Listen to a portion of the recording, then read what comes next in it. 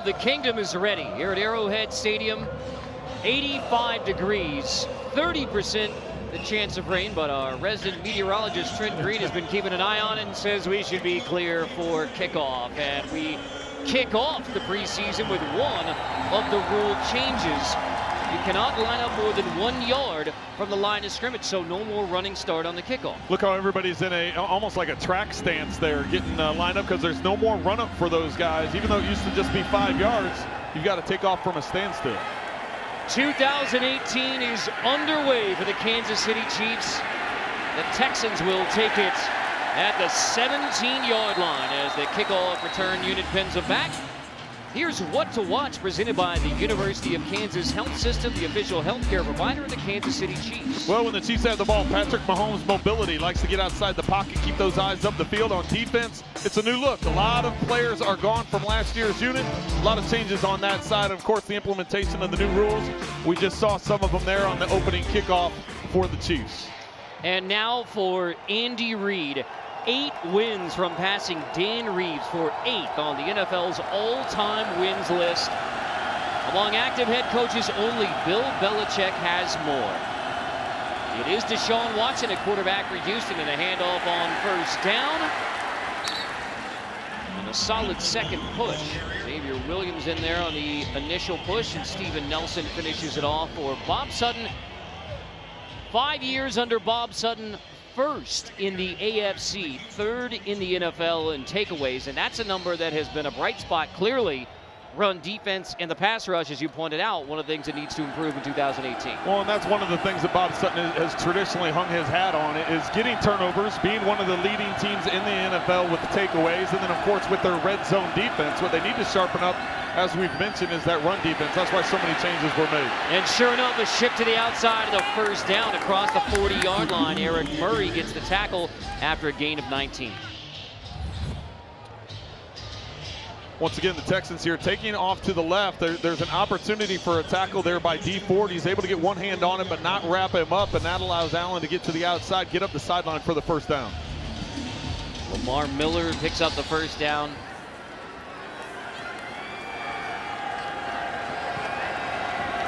First and 10 from the 41.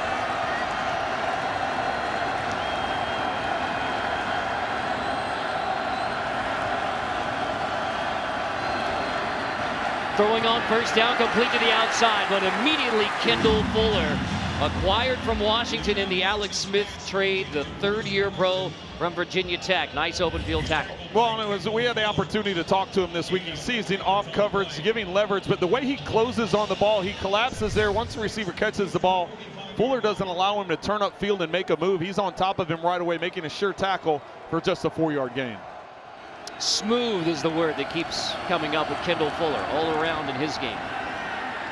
Back up the gut, inside Alegwe, who's playing in place of the injured Reggie Ragland, and Terrence Smith, who's playing in place of Anthony Hitchens. So you have the twos in at inside linebacker, which has been a big point of emphasis in all regards. Well, and that was the exciting thing. We're not going to have an opportunity to see Hitchens or Ragland tonight. They're both fast, downhill, fill the gap type of run linebackers. And then, of course, both safeties are out as well. Eric Berry not quite all the way back. He has been practicing all through training camp. So we're going to see Eric Murray and Armani Watts are the two starting safeties in the backfield. Third and short. Watson, handoff again, close, second effort, and this will be close. For now, it appears the Chiefs have stopped Houston on third and short. Xavier Williams at the point of attack. Great penetration getting up the field. Looks like Chris Jones there getting to the backfield, not able to get a hand on him, but of course changes the landmark of causes the running back to bounce just a little bit, and that allows the other defenders the swarm tackle. Fourth down, and the Texans will punt it away. It is Tremont Smith, who has turned a lot of heads with his speed. Fair catch, makes the grab at the 12. So, the Kansas City Chiefs offense, led by Patrick Mahomes, on the field at Arrowhead. Next. Chiefs Kingdom here at Arrowhead with a hearty round of applause for Patrick Mahomes, who takes over the reins as the starting quarterback in 2018. First drafted in the first round since '87. A solid year under Alex Smith last year. Now it is his offense, and the Kansas City Chiefs are his team. Well, and I think the exciting thing tonight is I think we'll see him most of the first quarter. I know traditionally you don't start, your starting quarterback, you maybe play a series in this first game, but Mahomes being a young guy, I think he gets a lot of snaps. So we'll see what new offensive coordinator Eric Bieniemy dials up. Play action over the middle, complete right into the sure hands of Travis Kelce. Across the 25, loose football, Kelce was down. So right to one of the big targets and go-to weapons, Travis Kelce. A 14-yard gain. Well, and I like the way Mahomes, after this play fake, he steps up into the pocket, he fires the ball.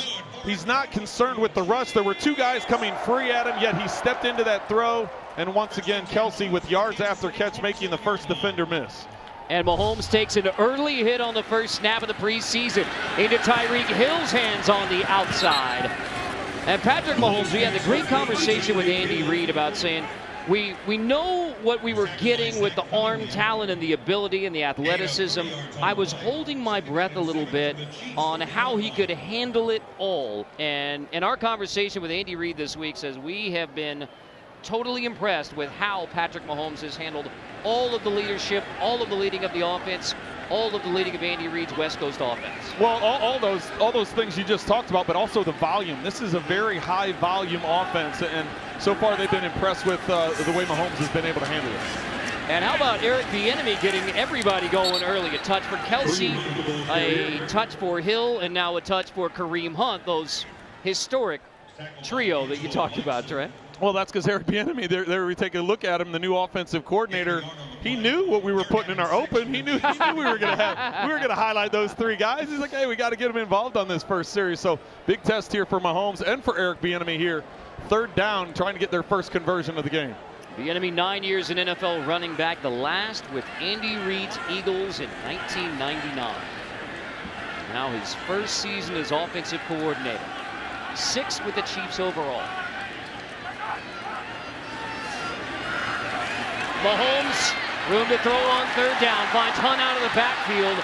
The Texans rally to the football to stop Hunt for a minimal gain on third down. So, Patrick Mahomes, opening drive, you take a hit, you get a couple big completions, and you get it into the hands of your playmakers. And you anticipate we'll see more of Mahomes in this first quarter. Well, the thing I like that he did there is first off, the Texans showed it was going to be a middle of the field cover 3 look. They had the safety down, and at the snap of the ball, they dropped the safety that was down in the box. He dropped him back into a cover 2 and got soft with the corners, trying to entice Mahomes to try and squeeze the throw in up the field, but he didn't. He took the check down, took what was smart. Sometimes it's okay to punt. That was a smart decision. Dustin Colquitt, the longest tenured member of the Kansas City Chiefs, returned just across the 30. Scoreless so far at KC. Mahomes 3 for 3 on the opening drive with completions to Kelce, Hunt, and Hill. For the Texans' second drive, they've already gone to Brandon Weeden, so Deshaun Watson just gets 1 drive for Houston.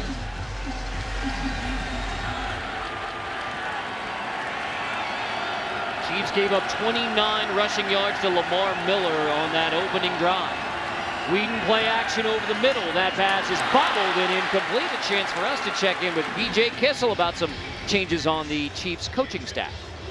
Yeah, Carter, last year, both the inside and outside linebackers worked together under one coach, but this year, the two groups each have their own coach. Mark DeLeon took over the inside guys, and Mike Smith, who was working with the D-line, is now with the outside backers. It means more focused attention and position-specific drills every day at practice. The players tell me they love all the added attention and reps specific to their position. So that means Mike Smith, working with the outside linebackers, gets to work with Breeland Speaks, who was the highest player taken by the Chiefs in the draft this year. Second round, didn't have a first round pick. Well, it's impressive when you look at his size and his speed. 285 pounds. He's a force on the outside. We talked about the inside linebackers. We talked about Xavier Williams, and Speaks is another part of that. They wanted to get some size up front to try and stop the run game and create some lanes. All of a sudden put you in obvious passing situations like Texans are in right now at 3rd and long. Speaks a rookie out of Ole Miss, played on the defensive line there, now trying to move to outside linebacker with the Chiefs. Heavy pressure on 3rd and 8. Whedon steps up, delivers, incomplete. There is a flag down. David Amerson, the former Raider, in coverage on the outside. Holding, defense number 24, 5-yard penalty, automatic first down. Well, and Amerson had an up-and-down career when he was at Washington, and then, of course, with the Raiders the last couple of seasons. You see him extend that right arm. He gets it on the shoulder pads anytime he grab a hold of it, and there's really no need for it. The Chiefs were on a blitz. They had Watts coming in untouched off the right side and had a free shot at Whedon. Whedon didn't have a chance to hang on to the ball. He just had to place it to the boundary. So unnecessary play there by Amerson, and unfortunate because it gives the Texans a first down. Defensive holding because the penalty was before the ball was in the air. But first down after the Chiefs had him backed up. Blood winding down for Whedon, just does get it off. Swing to the, and then it is incomplete. That may be fortunate because there were a couple of Chiefs bearing down hard, Terrence Smith and Eric Murray. Yeah, there may have been some, maybe he heard some footsteps. You see his head on the swivel there as he's coming out on the swing. You saw him look upfield a couple times. So there was a big hit coming, and sometimes definitely on that one, that affects you. So going back to that play with Amerson, though, you have to remember in the preseason, especially the first preseason games, the officials are going to be on top of all. There's certain points of emphasis. They're trying to set a tone for the game, trying to set a tone for the preseason, and of course carry that over into the regular season.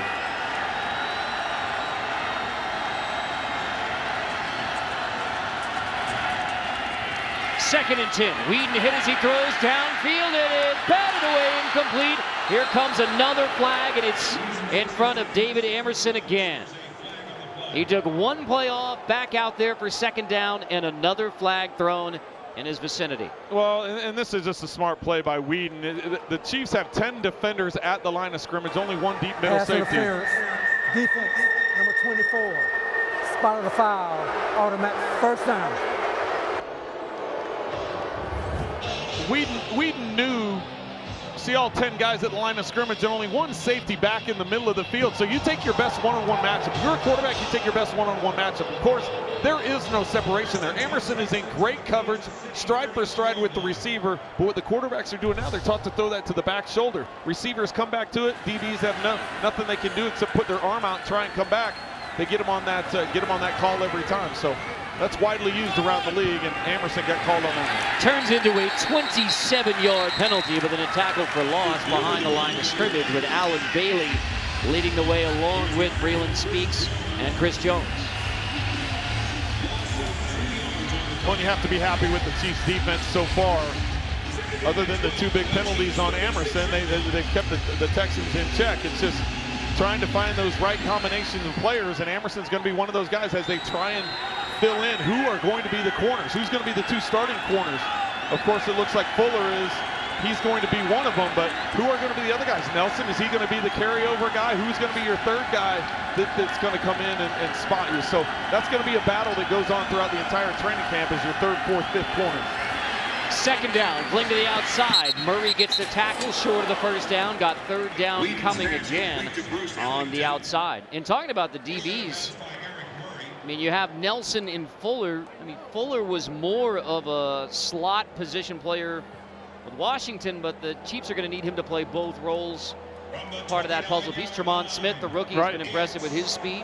Well, when we talked to Fuller, I asked about that. I said, where are you more comfortable? You know, you were highly rated in the slot, but are you comfortable outside or inside? I said, training camp, you look good in both spots. He said, you know, I've never looked at it whether it's a slot or an outside. I look at it as playing defensive back and covering a guy no matter where he is lined up on the field, and he's been effective so far in camp and so far tonight. On third down, Chiefs go coverage this time to the outside. Nelson slipped for a moment, allowing Whedon to complete outside and allowing the Texans to pick up a first down. So Nelson, the third-year starter, fourth-year pro out of Oregon State, slipped a bit, allowing for the first down completion. So a drive that was stopped, and on third down, the defensive holding call on Amerson, then the 27-yard penalty has allowed the Texans to take it inside The Chiefs 25. 7th play of the drive. Off the middle, broken tackle. Mike Purcell getting some reps at nose tackle as well. And talked about Xavier Williams in the middle, but the nose tackle and the guys in the middle of the defense, there are a lot of bodies kind of reflecting maybe Brett Veach and Andy Reid's and Bob Sutton's emphasis on, all right, we're going to bring in a bunch of guys and see who's going to stick and see who's going to make plays during this preseason. Well, they did. They had trouble stopping the run last year, and they had trouble getting pressure on the quarterback. And so you put a big emphasis on defense. A lot of changes were made, and look for that to continue to evolve throughout the preseason. Let's check in with BJ. Yeah, you got to believe that Xavier Williams is fired up. We've seen him get in the backfield a couple of plays, and he's from right down the street. He's from Kansas City, Missouri, went to Grandview High School, spoke all offseason about what it means to go and play for his childhood team, and he's getting his first opportunity tonight and making it worth it. The boyhood home of Harry S. Truman, Grandview. Oh, good little nuggets. Good little nuggets. Just getting started, man. It's first quarter, game 1. 3rd down again. First red zone trip. Whedon to the outside, this time closing quickly. Nelson, but another first down will move the chains inside the 15 now. Well, we touched about it or talked about it about Bob Sutton earlier. He's had a bend but don't break defense. They've been very good traditionally since Bob's been here in the red zone, keeping teams out of the end zone, either getting turnovers. 2 years ago, they led the NFL in red zone takeaways. They're very effective at holding teams to field goals. Let's see if this defense can do this to start this game off. 9th play of the drive for the Texans.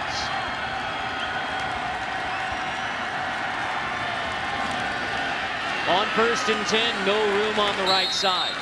Talk about all the numbers, and there's a lot to look at, but 5 years under Bob Sutton, 19 points per game allowed.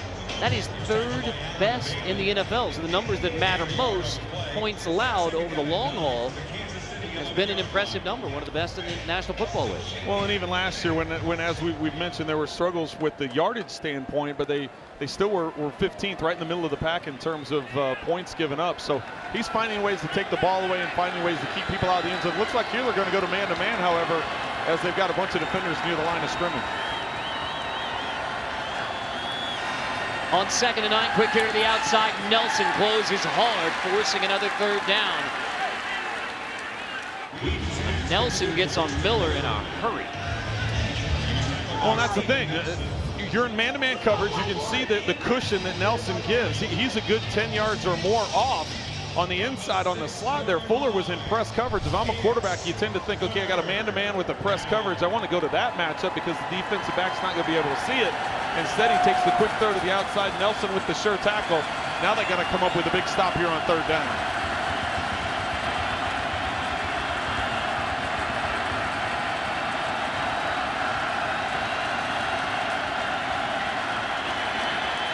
Whedon on 3rd and 4, delivers to the end zone. It is caught for a Houston Texan touchdown. So on the 11th play of the drive, the Houston Texans are into the end zone. Jordan Adkins has the TD grab. Well, and what happens here is the Texans catch the Chiefs in a quarters coverage, and when you're on the outside, Nelson, there's a post route going on the outside. You get depth. The tight end just runs a corner. It's a post-corner combination route. So when you're the linebacker trying to cover that tight end, you have no help to the outside as you're going, unless Nelson would cheat and fall off to the outside, but then you leave susceptible for the post behind it. So good combination route. Not enough pressure on Whedon to get it out of his hands, and unfortunately for the Chiefs to give up a touchdown.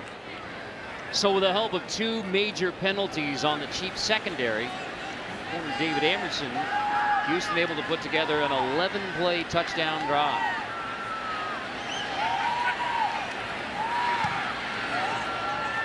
PAT is good, and Houston has a 7-0 lead on the Chiefs. Texans strike first. Mahomes and company back on the field. BJ and Patrick Mahomes, so 3 for 3, solid start.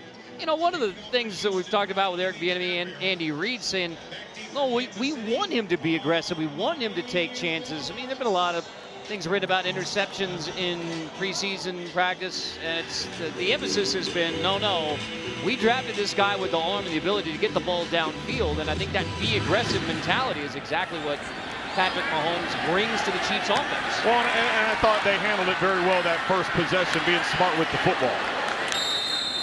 Big pop around the 25-yard line. That's Kerwin Williams bringing it out. But going back to to Mahomes, it's, you know, you want big plays, but you don't want to force big plays. When the Texans go to cover 2, you don't throw that up there into double coverage and try and make something happen that's not there. If you all of a sudden get isolated one-on-one and you got Tyreek Hill, you got Sammy Watkins, you got Travis Kelce, then you take that shot upfield. So I thought he managed it well. As much as he wanted to chuck it down the field, he managed things well that first drive. The phrase Andy Reid uses is you have to have fighter pilot eyes, small windows, and rip it in a hurry. To the outside to Tyreek Hill again. One of the 1,000+ yard weapons for the Chiefs offense from a year ago. This is just a quick screen to the outside. You got Kelce and Harris trying to lead on the outside, and he's able to squeeze through and pick up a few yards, but the Texans were ready for it. You know, a year ago, a lot of defenses, they were either going to double Tyreek Hill, and all of a sudden you get Kelce one-on-one, or you're going to double Kelce and you get Hill one-on-one. Now all of a sudden you have a healthy Chris Conley coming back off of injury. You bring in Sammy Watkins. Now all of a sudden, which guy are you going to double? Well, if you decide to double everybody or go to a 2-deep, 4-shell type of coverage, then you got the run game underneath. Kelce over the middle, slipping away, and has enough for a first down. More yards after contact for Travis Kelce. He has more yak, as they say, than Gronk. Well, and it's just the advantage when you're a young quarterback, you surround them with the amount of talent that Patrick Mahomes has been surrounded with, and you add a veteran offensive line that has been together for a while. Besides Cam Urban, who's first-time starter, or at least first-time starter for the Chiefs. So you put that type of talent around. Now you're like, Patrick, let's just manage that thing, and when the shot's there, go ahead and take it. And I think that's going to be the challenge with Eric Bieniemy as the offensive coordinator, as well as finding that nice, smooth rhythm. Play fake, Mahomes climbs the pocket, but can't escape the pressure. He's dropped near the 25. So Mahomes takes the sack as the pressure comes in. Angelo Blackson gets the sack for the Texans.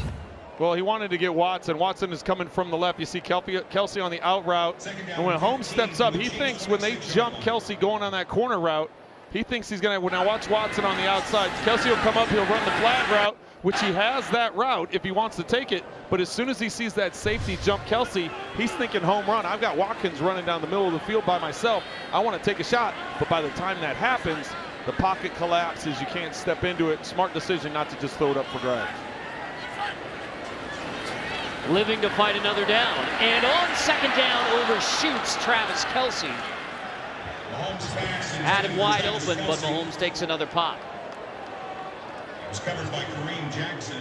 This is kind of one of those weird numbers that Kelce and Hill, the first duo to go over 1,000 receiving yards for Andy Reid, a guy who's had explosive offenses throughout his NFL career. But 2017, Hill and Kelce, the first to go over 1,000 receiving. And then you add in the NFL's leading rusher in the backfield with Kareem Hunt. Well, this is third and a long way to go, and you just don't want to try and force things. If you have something, take it, but Mahomes scrambling, lost it, lost the football. It no, is he threw it incomplete. Yep. Yeah, they were trying to set up a screen, and the Texans were ready for it. They knew third and extremely long. That look for draw, look for screen, and they were dialed in on that. Justin Colquitt in punt formation for Kansas City. Tyler Irvin back deep. Quick dump, so incomplete. And the Chiefs will have to punt it again. Hyper-Mo look brought to you by Bud Light. So the Texans able to pressure Patrick Mahomes, and with 2 seconds left in the first quarter, Dustin Colquitt on the punt again. At the 29, up to the 34-yard line, and that will be the end of the first quarter. 7-0 Texans on the Chiefs to begin. Fight sure. Start of the second quarter, 7-0 Texans on the Chiefs. On our discussion with Andy Reid, talking about Breeland Speaks at outside linebacker, I don't think you could have higher praise for a guy who's just come onto your roster than to say he is smart, tough, and relentless. That's a pretty good. That's what you want right. in a defensive player, right? You want tough, smart, and relentless. And you know, I'm anxious to watch him develop throughout this game and throughout the preseason, because they're going to need him at 285 pounds on the outside. He's going to cause a lot of problems in pass rush. Whedon again throwing, completing to the outside. For Speaks, I mean, you mentioned the size at 285. He's a guy who plays both defensive tackle and defensive end in college, and now outside linebacker. For a guy to go the size of a defensive tackle who can move, and then here's a flag.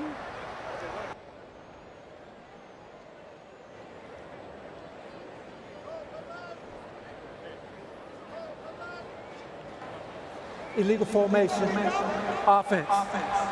The wide receiver was on the line of scrimmage covering the tight end. 5-yard penalty, replay, first down. And with the beginning of Chiefs preseason football, we welcome Clark Hunt once again. It's a pleasure for us to be here. I know it's a pleasure for you to be here in 2018 as well. Yeah, it sure is. We're all very excited to get the 2018 season underway.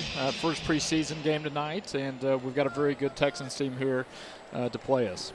Well, Andy Reid in the 5 years, it has been a literally record-setting 5 years for the Chiefs under Andy Reid, and yet we know that there are bigger goals ahead for everyone involved in this process. Now in year 6, as a run goes across the 40-yard line for Houston, but year 6, and you look at the biggest goals out there in the NFL, which is where you always start this time of year, and obviously for Andy Reid chasing the Super Bowl championship. Yeah, that's exactly right. When we brought Andy Reid to Kansas City 5.5 years ago, the goal was definitely to get back to the Super Bowl and win it. First, get that trophy with my dad's name on it, and then bring another Lombardi trophy home to Kansas City. Andy certainly has not disappointed, and as we turn to year 6, I know he's very excited about the team he has this year. Well, you start talking about developing teams and putting personnel together, and GM Brett Veach, really it's his second year, but it's his first full year having an offseason of running the show. Talk about how he's put together this roster and the job that he's done. Yeah, well, going back to last summer when he joined us, you know, what would be late in the year for a general manager to take charge of a team, I thought he did a very nice job with the limited opportunities he had to make the team better last year. Fast forward to this year, he's had the draft, he's had free agency, and he's done a fantastic job building the 2018 team. When you think about the number of trades that he made, the free agent acquisitions he's made, and of course the draft, who we've seen some of those guys here already tonight.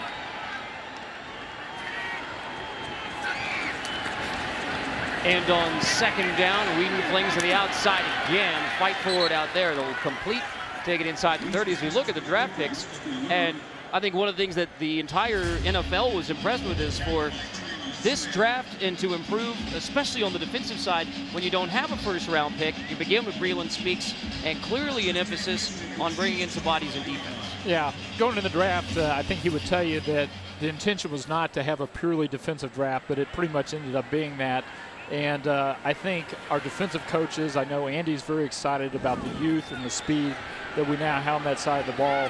You know, big turnover in terms of some guys who've been here for a number of years moving on, and now we've got some young guys who are going to move into those positions. Well, and I think those are the conversations that I had with Brett as well. Is that, listen, we didn't go in there thinking we're going to do all defense. It's just when our turn came up, we had the ability to go out and get some guys who we thought could really help the defense. That also says a lot about the offense, that you think you're pretty solid and pretty deep with the talent you have on that side of the football. So those are all things that were very important when that process came together with the draft. Yeah, well, going back to last year, we were pretty efficient on the offensive side of the ball. We ran the ball well. We obviously passed the ball well. We have the big change this year, of course, at the quarterback position. But we've added Sammy Watkins as well. So I think Andy feels very good about that side of the ball, and that gave Brett the flexibility to really focus on defense. Oh, by the way, yes, there is a big change at quarterback. I know that you, along with everyone else in the kingdom, excited to see Patrick Mahomes grow into this new role of the starting quarterback, leader of the offense, and leader of the Kansas City Chiefs. Yeah, we sure are. As an organization, as a family, glad to have Patrick at the helm as our quarterback. It's going to be fun watching him develop. It's certainly going to be a process. Andy has been very pleased with what he's seen from Patrick, not only with his play on the field, but his knowledge of the playbook and his leadership in the locker room. Well, I think that all those things are great things, but another thing about being a quarterback in Kansas City is being a part of the community, and I think that's another thing that's impressed me. Being a young guy, only 22 years old, you look at him sticking around in the offseason, being involved in the community, being out there, being seen by the fans. I think that was an important part of it as well. Yeah, that's exactly right. And that's just part of his leadership quality. You know, he knows what he needs to do to be the leader of the team. Part of that is leading the Chiefs Kingdom, being out there in the community. I've had so many people tell me that they've seen him at a Royals game or they've seen him at a Sporting Kansas City game, and I think that just speaks volumes to the type of person he is. Well, since we saw the Texans go on a touchdown drive, we can't end on that note. So we'd like you to stay and maybe visit about some other things going on in the kingdom and then get a chance for Patrick Mahomes to air it out on the other side of the football. Is that all right with you, Mr. Hunt? Yeah, exactly. I'm not sure Patrick's going to get another opportunity tonight. I heard him say during the week that he was going to be in Andy's ear if he didn't get a touchdown, so we'll see how persuasive he is. Part of dealing with a quarterback in the preseason, chomping at the bit to get out there and roll. 14-0 now. More with Clark Hunt from Arrowhead in a moment. 1996 preseason week 1, the Chiefs headed to Mexico, trouncing the Cowboys 32-6. And November 19 against the LA Rams, that's exactly what the Chiefs will be going for again in Mexico. Clark Hunt joins Trent and I again here in the booth, and I know your family has for decades been a part of growing the game of football, this brand of football, internationally, and I know that is part of the Chiefs going to Mexico to play that game against the Rams. Yeah, well, it's a big initiative of the NFL, and the Chiefs are glad to be part of that. We had a chance 3 years ago to go to London, play the Detroit Lions. Great experience for the team, great experience for our fans. And this year we have the opportunity to go to Mexico City to play the Los Angeles Rams. And it was something that I've been hoping for, been nudging the league, you know, pushing them, making sure they knew we wanted another opportunity to go overseas. And so we're delighted to be in the Mexico City game this year. Fantastic. As we're going to take a first look at Chad Henne, who's coming in at quarterback, let's talk about some of the events that are at Arrowhead. They've done a great job when you think about the concerts that have been here. U2 a year ago, you have Taylor Swift coming up before the start of the regular season, just the events here at Arrowhead. Yeah, that's been a real focus of the organization, something our president, Mark Donovan, has really spearheaded. We had Kenny Chesney here earlier, and that's something that we're really focused on, is bringing great entertainment to Arrowhead, not just Chiefs football, but also concerts and other events.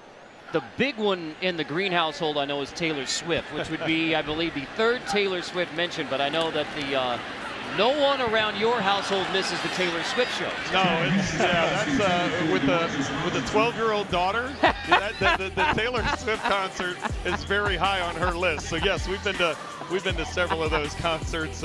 Even one of them when she was little, I had her on my shoulders, and yes, so that's a wonderful Arrowhead. Yes, we're listening to Taylor right now as well, so I know this is a big endorsement of Mark's efforts to bring in those concerts as well. The Stones and U2 slipping to the outside, and of course the Chiefs charity game, I know, is something you've been involved with, Trent, and a big part of the success for the Hunt family, the Kansas City Chiefs in this kingdom. Yeah, it's really one of the longest running charity games in the National Football League. This is the 34th year that we've had a charity game. Over that period, we've been able to raise $12.5 million for charities throughout the Kansas City area.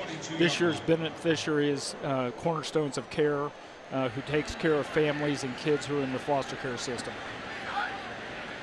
3rd and 2 here for Chad Henne and the Chiefs offense.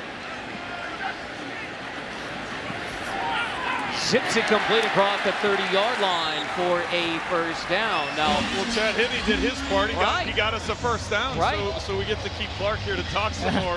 We talked about different events, and we talked about things at Arrowhead. Talk about the World Cup. That's one of the exciting things. I know, obviously, you played soccer in college, and you're a big soccer fan, and you've been involved with MLS, but talk to trying to get the World Cup here to Arrowhead Stadium. Yeah, well, our family had a chance to go to the World Cup this year in Russia. I've been to 11 of the last 12 World Cups. The U.S. was fortunate enough in '94 to host the World Cup, and the great news is it's coming back to the U.S. in 2026 in a joint effort with Mexico and Canada. And Kansas City has a real chance to be one of the host cities. It's something we're very excited about. We're on the final list, and we'll be evaluated by FIFA in the coming months, and hopefully we get picked this go-round. We didn't get picked in '94, but I think we've got a good chance this time. Now, is that something where FIFA will come into Kansas City and they'll tour the facility, they go around, and that's how they kind of narrow down where it is they want to go? Yeah, each city has submitted a bid, and part of the evaluation process is FIFA will come in and check out the facilities, the hotels, and the other infrastructure that you need to host a World Cup. So it's a real chance for Kansas City to be on the world stage, and something we're very focused on as a family. For your family and your father being a huge supporter of the game we call soccer, football, how cool would that be to bring the World Cup to Arrowhead Stadium and for that to be a moment for your family? Yeah, well, as excited as we were as a family for the '94 World Cup to come to the U.S., we were equally disappointed that there weren't any games at Arrowhead. Hopefully this go-around, FIFA will get it right. I know it would make my dad smile. That's wonderful. Well, hopefully FIFA is tuning in to Kansas City Chiefs preseason football and hears that exact message, because I think that would be terrific for all of those who've rooted on your family's success and Kansas City sports success for so many years. Well, and it's nice to see the Chiefs get a drive here. They were pinned down in near their own 10-yard line, and now a couple of first downs, have it out near midfield. Chad Henne has it going, getting some third down conversions to keep the ball moving. Chad Henne with the wheels picking up a first down. So, well, we'll see if Chad Henne's going to take a bomb here, but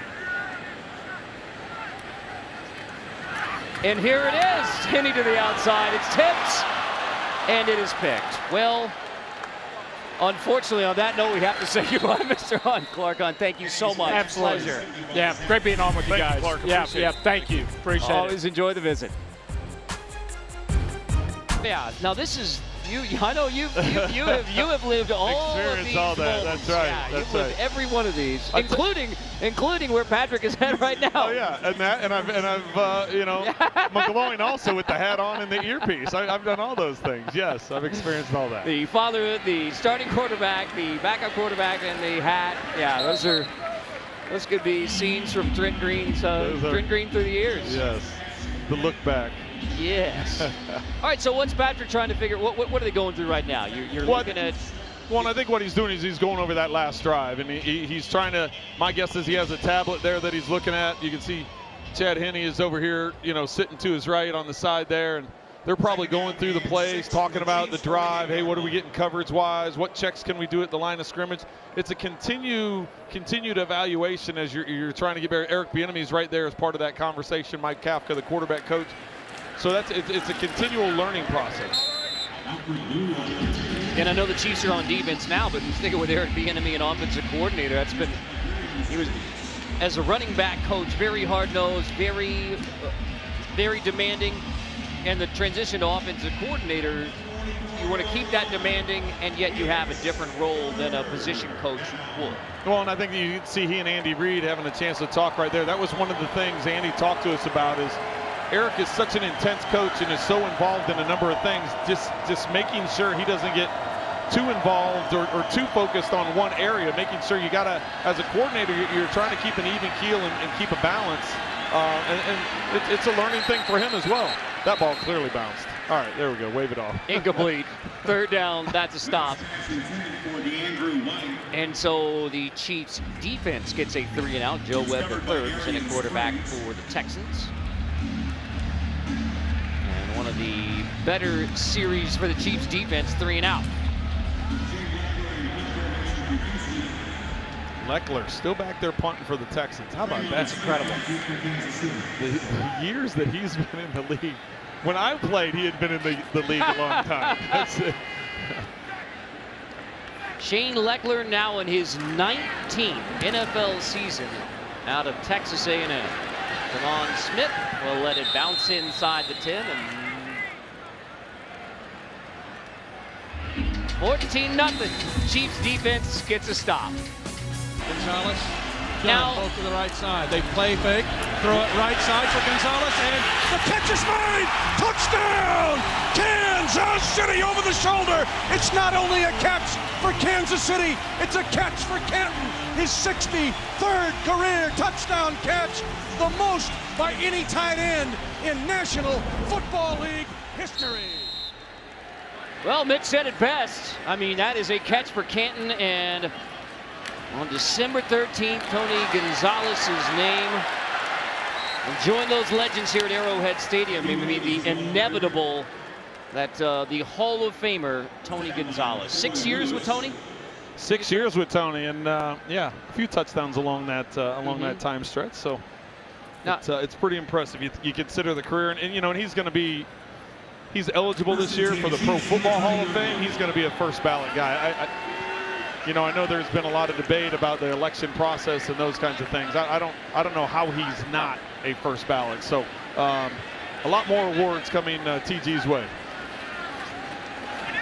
Henne incomplete on first down. Bounce it. That is incomplete. So Chad Henne in his 11th year out of Michigan. Signed by the Chiefs in March following the Alex Smith trade. A 2-year contract for the veteran Chad Henne. Since 2013, he has appeared in 6 games. 3 of them starts in 2014 with Jacksonville.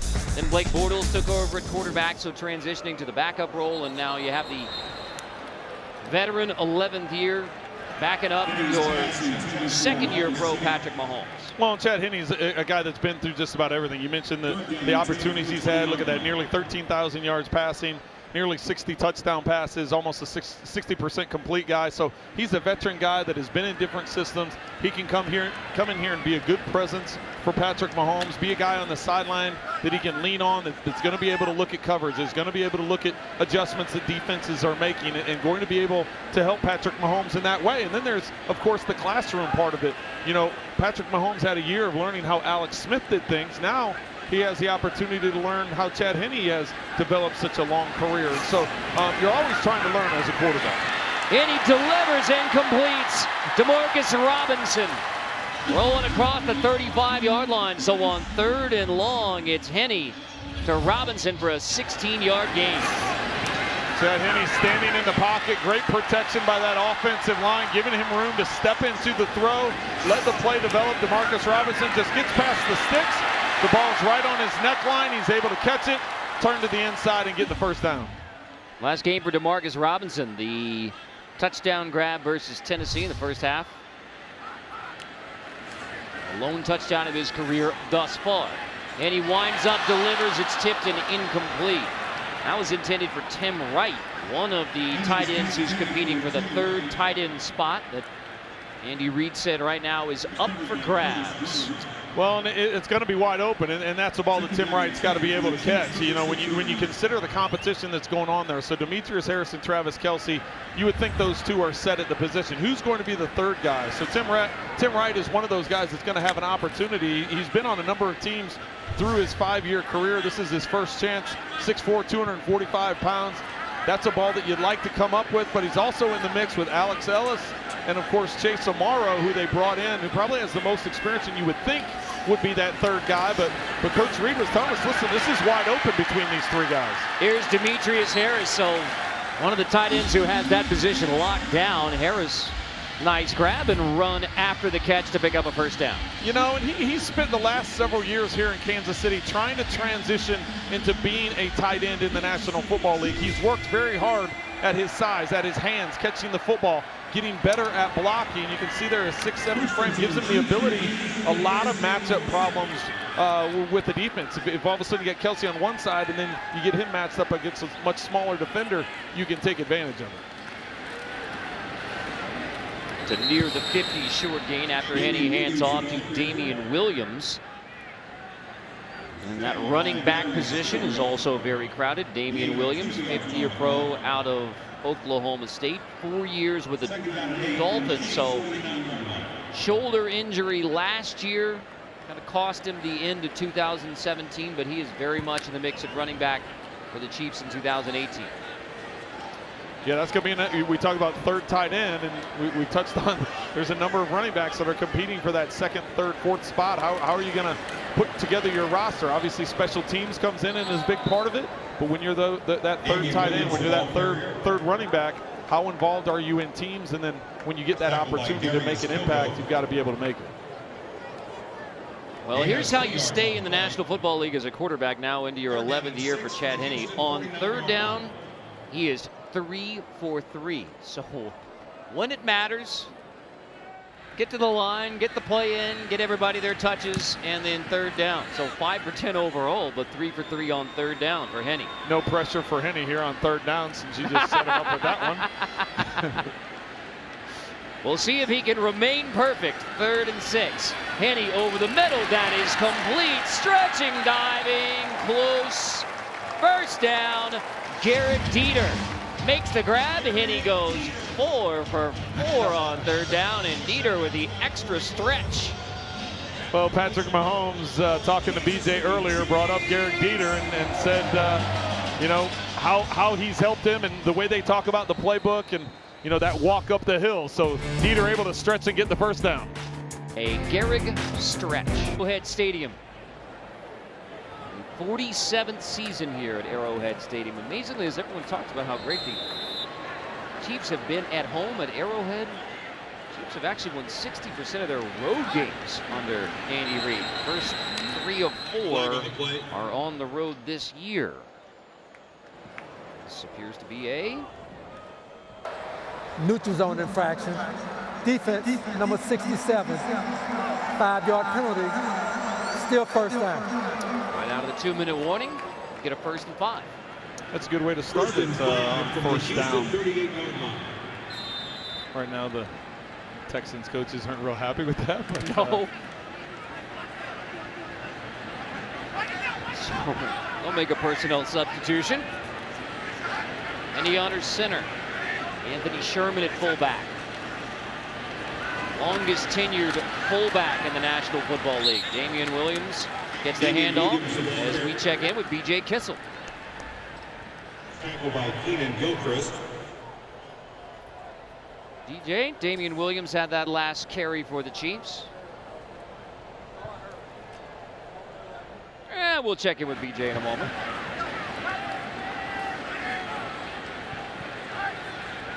Did BJ already go in for halftime? Was that the 2-minute warning? Did he go up the tunnel? That was a 2-minute warning, BJ, not halftime. Oh, no. Well, you know, we are experiencing technical difficulties. It's the preseason game number 1 for everybody. Right, BJ?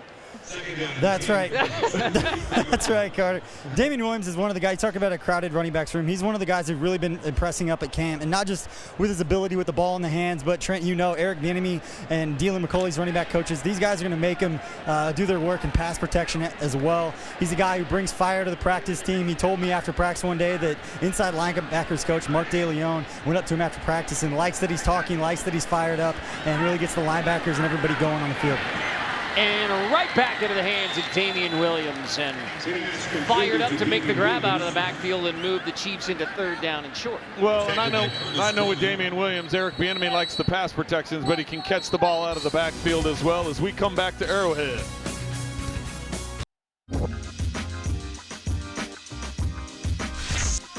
Welcome inside the 65 Toss Power Trap Studios. At halftime, we hear from a guy who generally has no problem making himself heard. That's fiery Chiefs offensive coordinator Eric Bieniemy. Plus, we go under the helmet at Chiefs training camp with new defensive back Kendall Fuller. That's coming up later. For now, back out to Carter Blackburn and Trent Green at Arrowhead Stadium. Thank you very much. And we had a very nice chat with Kendall Fuller, and you can tell why the Chiefs were very eager to bring in Kendall Fuller as part of that Washington trade. Of course, he also told us a great story about being at the bowling alley, getting rolled by some of the more experienced bowlers. And then the word that there's been a trade and Alex Smith is coming. He said, no, that's not me. That's not me. I'm not the guy. Oh, wait. I'm not the player to be named. Oh, wait. Yes, I am. Third down. Here we go. Big third down.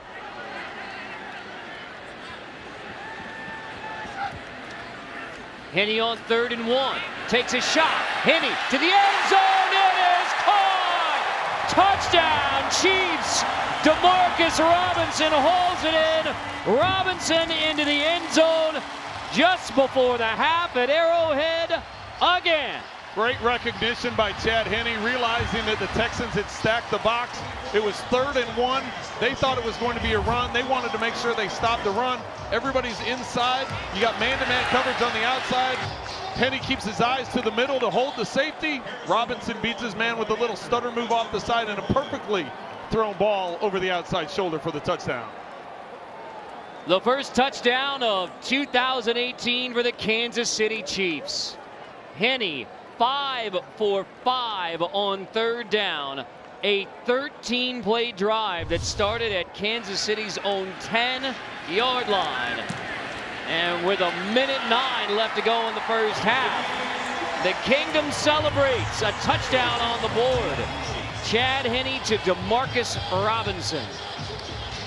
And Robinson, who closed out 2017 with his best game as a Chief, our Bud Light Hypermo, a solid start to 2018.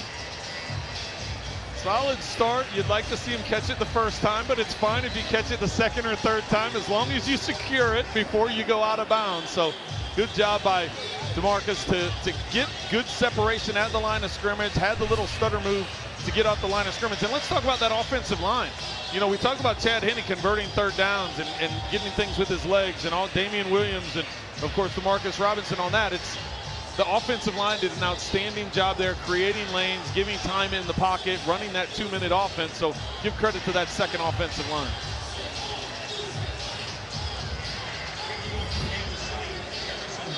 Just the outside release with a little stutter and go. Watch the pocket that's around Henne. He steps there, he looks his eyes into the middle of the field to hold the safety so he doesn't cheat over to the outside by freezing that middle safety, having time in the pocket, and making a perfect throw over the shoulder. Harrison Butker's kickoff will result in a touchback. So after a 14-0 start for the Houston Texans, Chad Henne leads the first touchdown drive of 2018. So an inauspicious start with a pick, comes back with an impressive 90-yard rather. A 90-play drive would be yeah, extremely rare. Yes. A 13-play, 90-yard TD drive. So Robinson already with 3 catches, 48 yards, and a touchdown in this one. Well, and I know we've talked about Henne, 11th year in the league, and it still feels good. It still feels good to go in there. You're on a new team. You're learning a new offense. You go out there, you lead them on a touchdown drive, and you throw a perfect pass. That's a way to set a tone for yourself. Joe Webb III quarterbacking the Texans. Pressure in his face. Webb releases, knocked away on the outside. Good pressure there that time. I believe it was Speaks that came around and was getting close to hitting Webb and caused that ball to flutter a little bit. Didn't allow him to step into the throw. Wade in coverage for the Chiefs.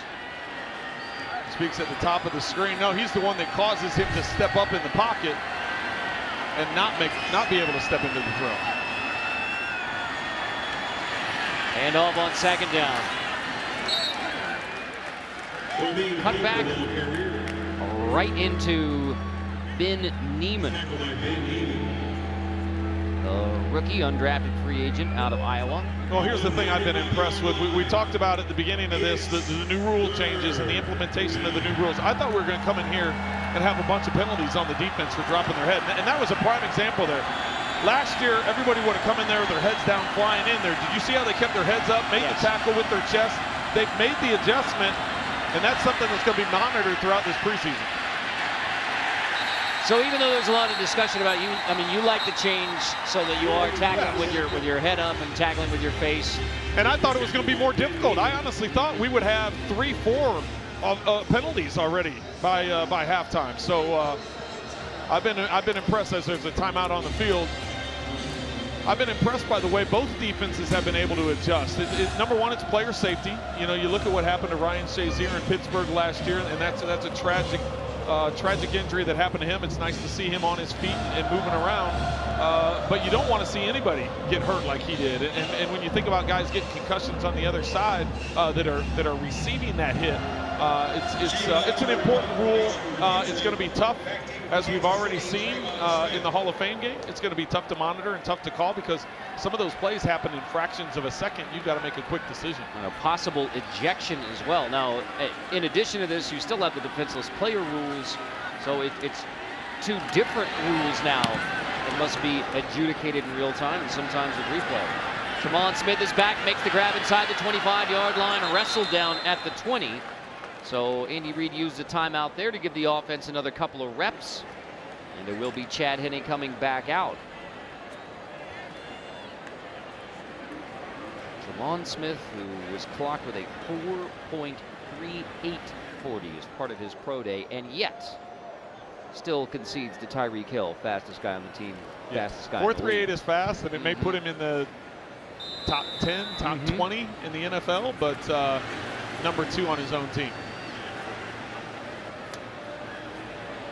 And that'll do it for the first half as Henne takes a knee. So after a 14-0 start for the Texans, Chad Henne leads the touchdown drive, completing the pass to DeMarcus Robinson.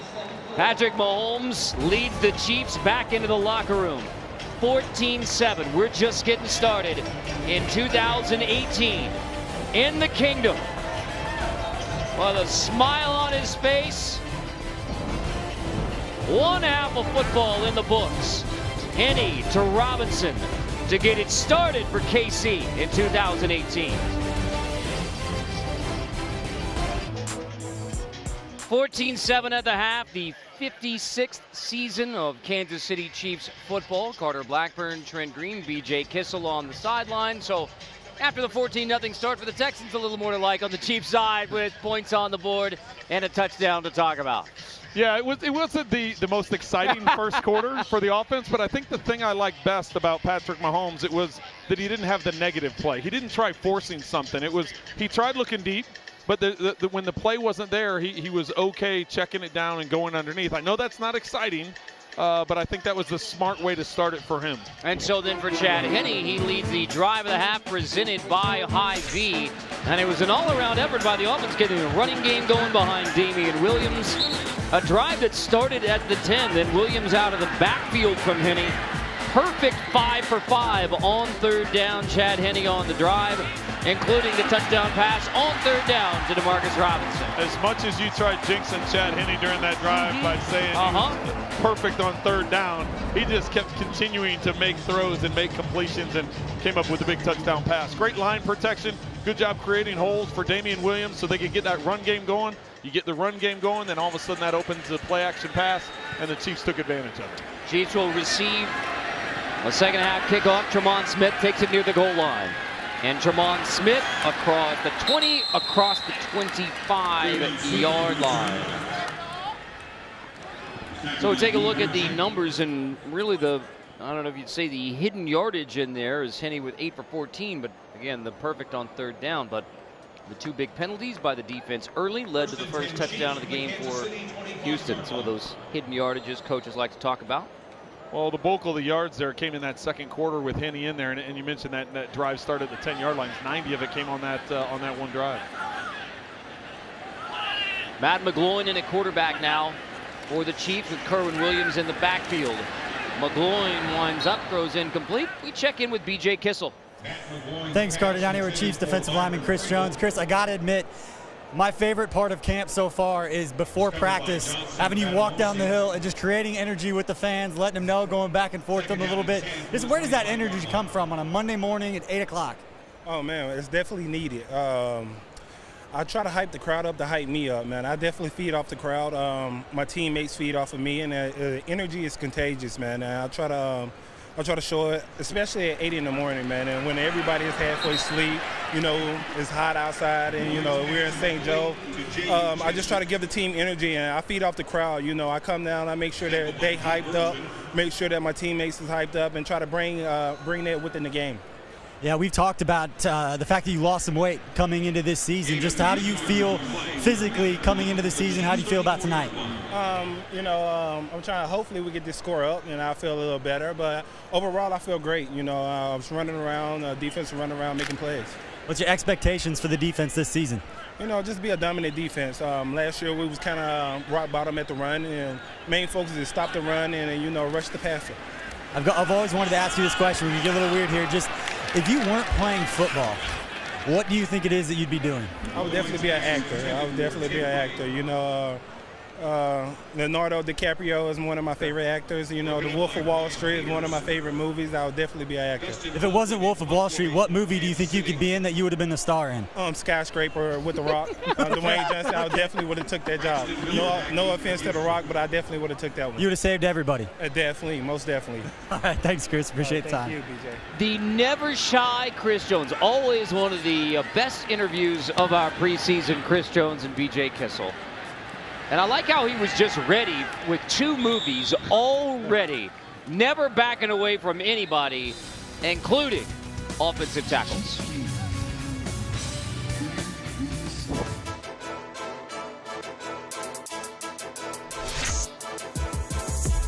After a 2-week road trip to start the season, the Chiefs will return to Arrowhead Stadium on Sunday, September 23rd for their 2018 home debut. Their opponents, the San Francisco 49ers. The beginning of the Kyle Shanahan era in San Francisco was not what many had hoped, as the Niners stumbled to a dismal 0-9 start.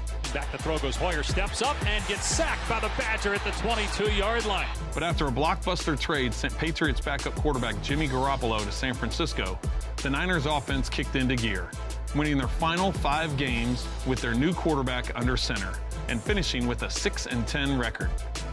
Though Garoppolo has started just 7 games in his career, his 5 starts in San Francisco left a strong enough impression with 49ers brass to warrant a long-term contract this offseason, tying him to the team until 2022. With Patrick Mahomes' emergence in Kansas City, the Week 3 matchup at Arrowhead should feature an intriguing matchup between 2 of the best young quarterbacks in the NFL. Touchdown, Kansas City! Next up, the Jacksonville Jaguars. The surprise Super Bowl contenders featured 5 All-Pros on defense in 2017 and held opponents to just 286 yards per game during the regular season. That's going to be a touchdown! Key matchup to watch, the Jags corners versus the Chiefs receivers. Both Jalen Ramsey and A.J. Boye were selected to the Pro Bowl last season, and they're seen by many as the best cornerback duo in the NFL. Picked off by A.J. Boye. But they'll be busy in Week 5. The Chiefs strengthened an already potent passing attack in the offseason with the addition of free agent receiver Sammy Watkins. As for Tyreek Hill, we know what he can do. Touchdown, Kansas City! The cheetah is loose! I think we have a new candidate for Voice of NFL Films, Trent Green. Now, you talked about with the home games with San Francisco and Jacksonville, but 3 of 4, like Jack Kerouac on the road to begin the season for the Kansas City Chiefs. Yeah, that's a tough start. You know, you look at a year ago, the Chiefs were able to jump out to a quick start off the season 5-0. Now all of a sudden you have a new young quarterback, and you're going to put him on the road 3 of the first 4 games. So it's a challenge. It's not one they're going to shy away from, and one they're going to take head on, especially with the opener being against the Chargers, a division opponent on the road. I mentioned that earlier, that under Andy Reid, 60% on the road wins with the Kansas City Chiefs. That is amazing. 60% as we check in again with BJ. Thanks, Carter. Down here with Chiefs wide receiver Tyreek Hill. Tyreek, you got to get out of the dorms for a little bit. I know you've been up in St. Joe. Just how'd it feel to get out here in the field at Arrowhead? Oh, man, it feels amazing. You know, just to be back in Arrowhead, the atmosphere, the fans, you know, and it just feels amazing, you know? Yeah, in 2 years, you've scored 20 touchdowns. You've averaged 51 yards per play on those 20 scores. What you've done on the field is well documented, but you've also got your signature celebration. The Deuces ended up in the newest Madden game. Just how crazy is that for you to think about, that your celebration is now in the Madden video game? Well, it would be kind of nice if I could do it, but I mean, just to have my signature celebration in the game is just amazing. You know, we grew up as kids, always wanting to be in the game, and just to have our own animation in the game is amazing. So I'm truly blessed. I'm truly thankful for EA for just noticing. Noticing my signature celebration, and Now, I want to go back to last week at camp because they do the quarterback challenge every day. Right. And the quarterbacks are trying to talk you into doing it. Right. And the crowd started talking you into doing it. And you got up there. You hit the crossbar twice. Now, I want to know, are you looking for redemption from that one pass? We won't talk about it, but that one pass, are you trying to show Coach that you can throw the football a little bit again? Man, I'm always trying to show Coach I can throw the ball, man. So I am looking for another opportunity in passing the ball. And right now, my chances are looking real good since I hit the crossbar twice. So I'm excited.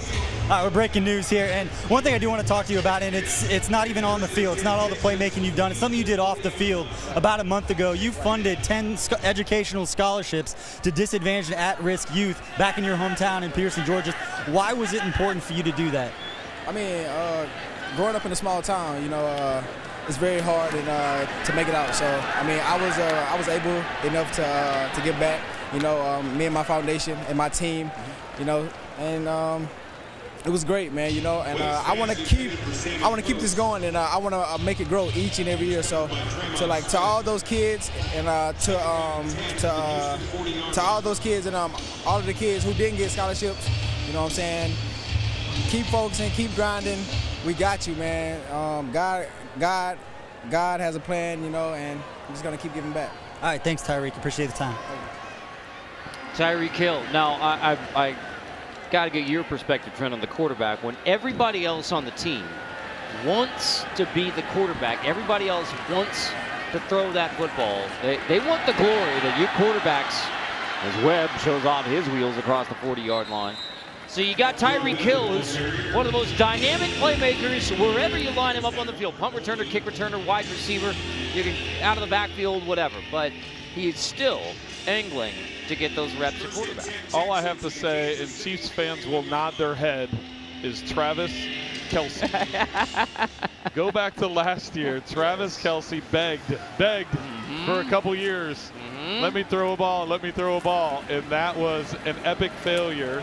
And it's going to take a lot other than a couple of wounded ducks that hit a crossbar and hit an upright for Tyreek Hill to be able to throw a pass in an NFL game. I'm just going to put it out there. Now that is an example of keeping it real from the QB room. When you go, all right, let us do our job. I'm going to give him the cheetah and the deuces and the fastest guy in the NFL.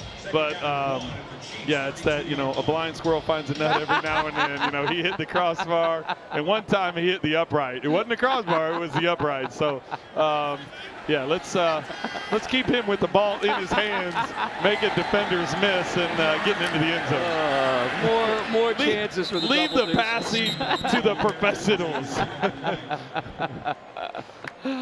Oh, wait, we got a game going on. Here we go. Let's find out. Offense number 61, 10-yard penalty, replay second down.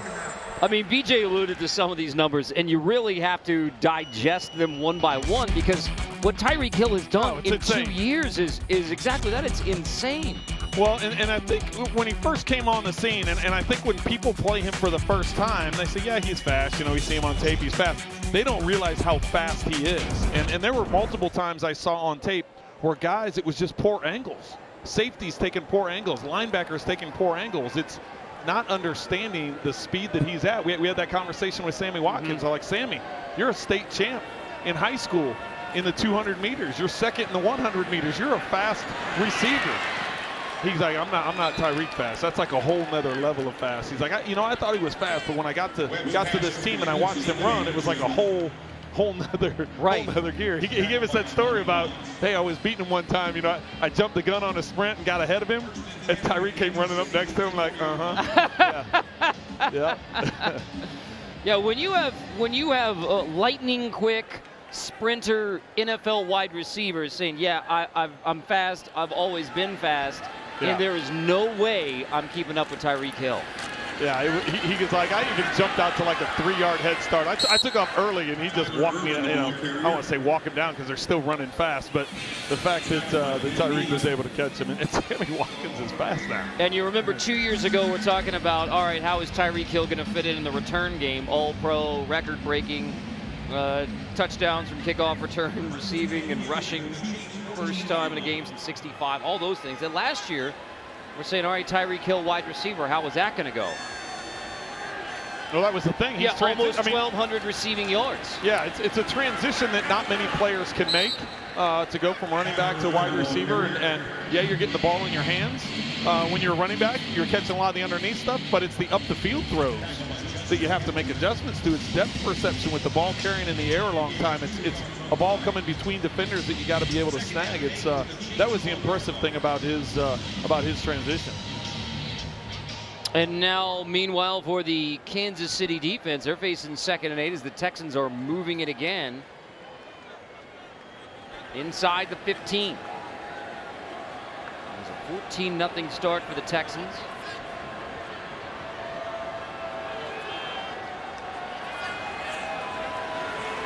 Webb on 2nd and 8 to the end zone, knocked away and incomplete. And that is Raymond Davidson with some nice coverage on the outside. So the inside linebacker, rookie undrafted free agent, knocks that one away in the end zone. Well, we talked about this in the second quarter. This is where the roster spots are going to be made. That's where these roster spots, you want to make an impact on defense. If you're a defensive player, offense, you're offensive player.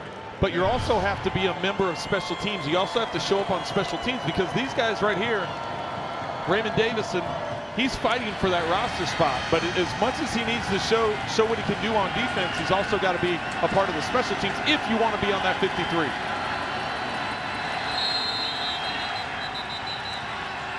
Timeout prior to 3rd down.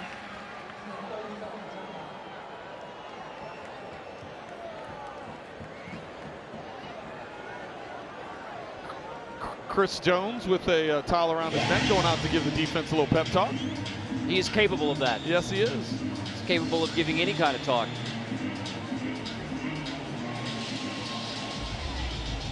Well done, Chris. Bringing the energy. Chiefs preseason football is brought to you by All Copy Products, the official supplier of digital office technology for the Kansas City Chiefs. For more information about All Copy Products, go to allcopyproducts.com. So out of the timeout, 3rd and 8. Texans have their 3rd string quarterback, Joe Webb III, out of UAB. Pressured off the edge. Webb back at the 20. Webb still on his feet and now somehow flings it incomplete. So the Chiefs get major pressure. T.Y. McGill, 4th-year pro out of NC State, hounding Webb into the incompletion. Don't get the sack, but you get the incompletion, bring it up 4th down. Watch Breeland Speaks coming off the edge here. He's going to use that speed to get upfield. He just does a little rip with the 2 arms to throw the tackle to the side, and then he keeps the persistence, comes after him. Yeah, he doesn't bring him down, but he doesn't allow Webb. Look, Jones getting all pumped up and excited for the defense, but Speaks put the pressure on. It didn't allow Webb to keep his eyes upfield. Ultimately had to throw it away, forcing this field goal attempt. 31-yard field goal attempt coming.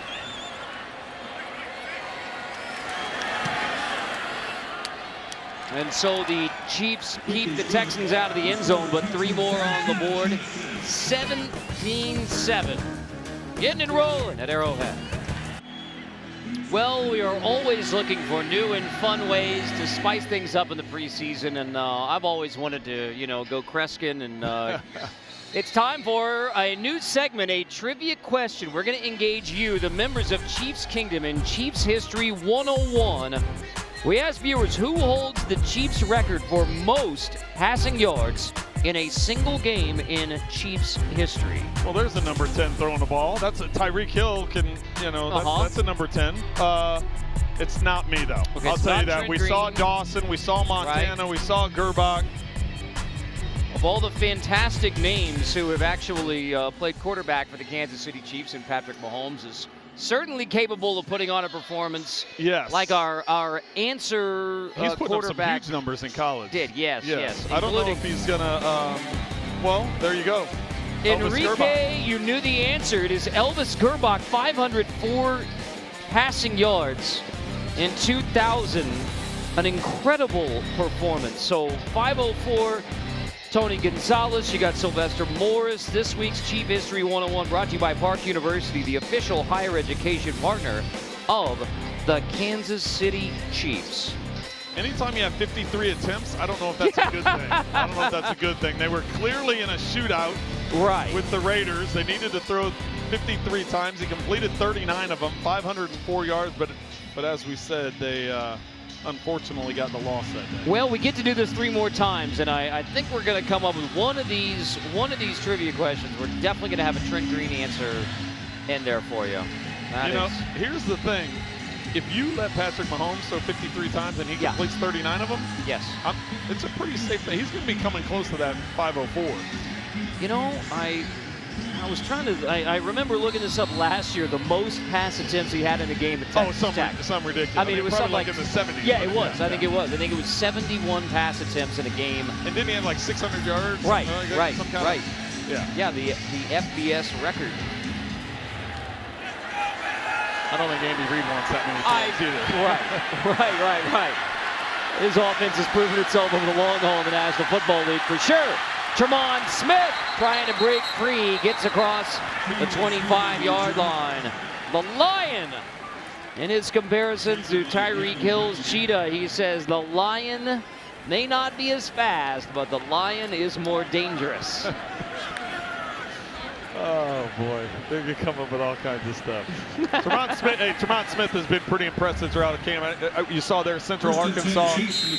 They've been impressed with him as a returner. We've seen him several times tonight, but this was one of the guys that the coaching staff talked about and Brett Veach and his staff talked about. They wanted to see in game action and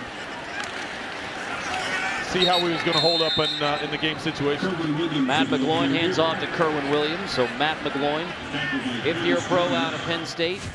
Most recently, brief stints in Houston and Philly, but you go back to Penn State. He actually walked on at Penn State. Then he was undrafted free agent into the NFL. Ends up starting as a rookie, undrafted free agent, one of 2 to start.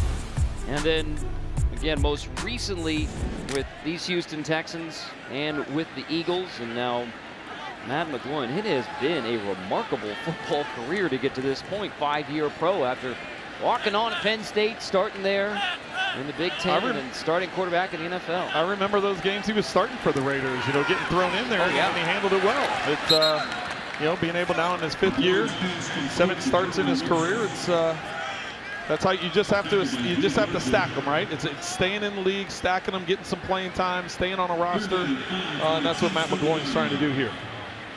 You go back to those 7 starts in 2013. He and Jeff Toole, Buffalo, both undrafted free agent, rookie starting quarterbacks. Only time it's ever happened in the NFL. Yeah, it wasn't a great situation for the Raiders. You don't want to have to play a guy in that situation, but McGloin handled it as well as possible. 3rd down complete.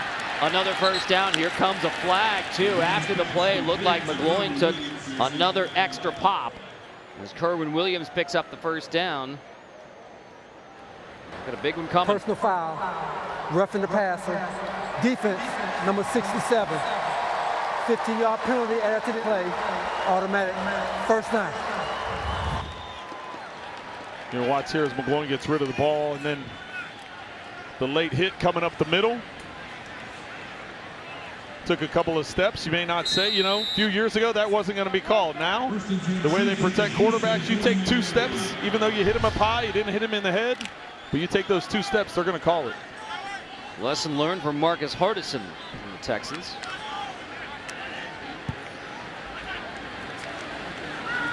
Hand off again, Kerwin Williams, 5th-year pro out of Utah State.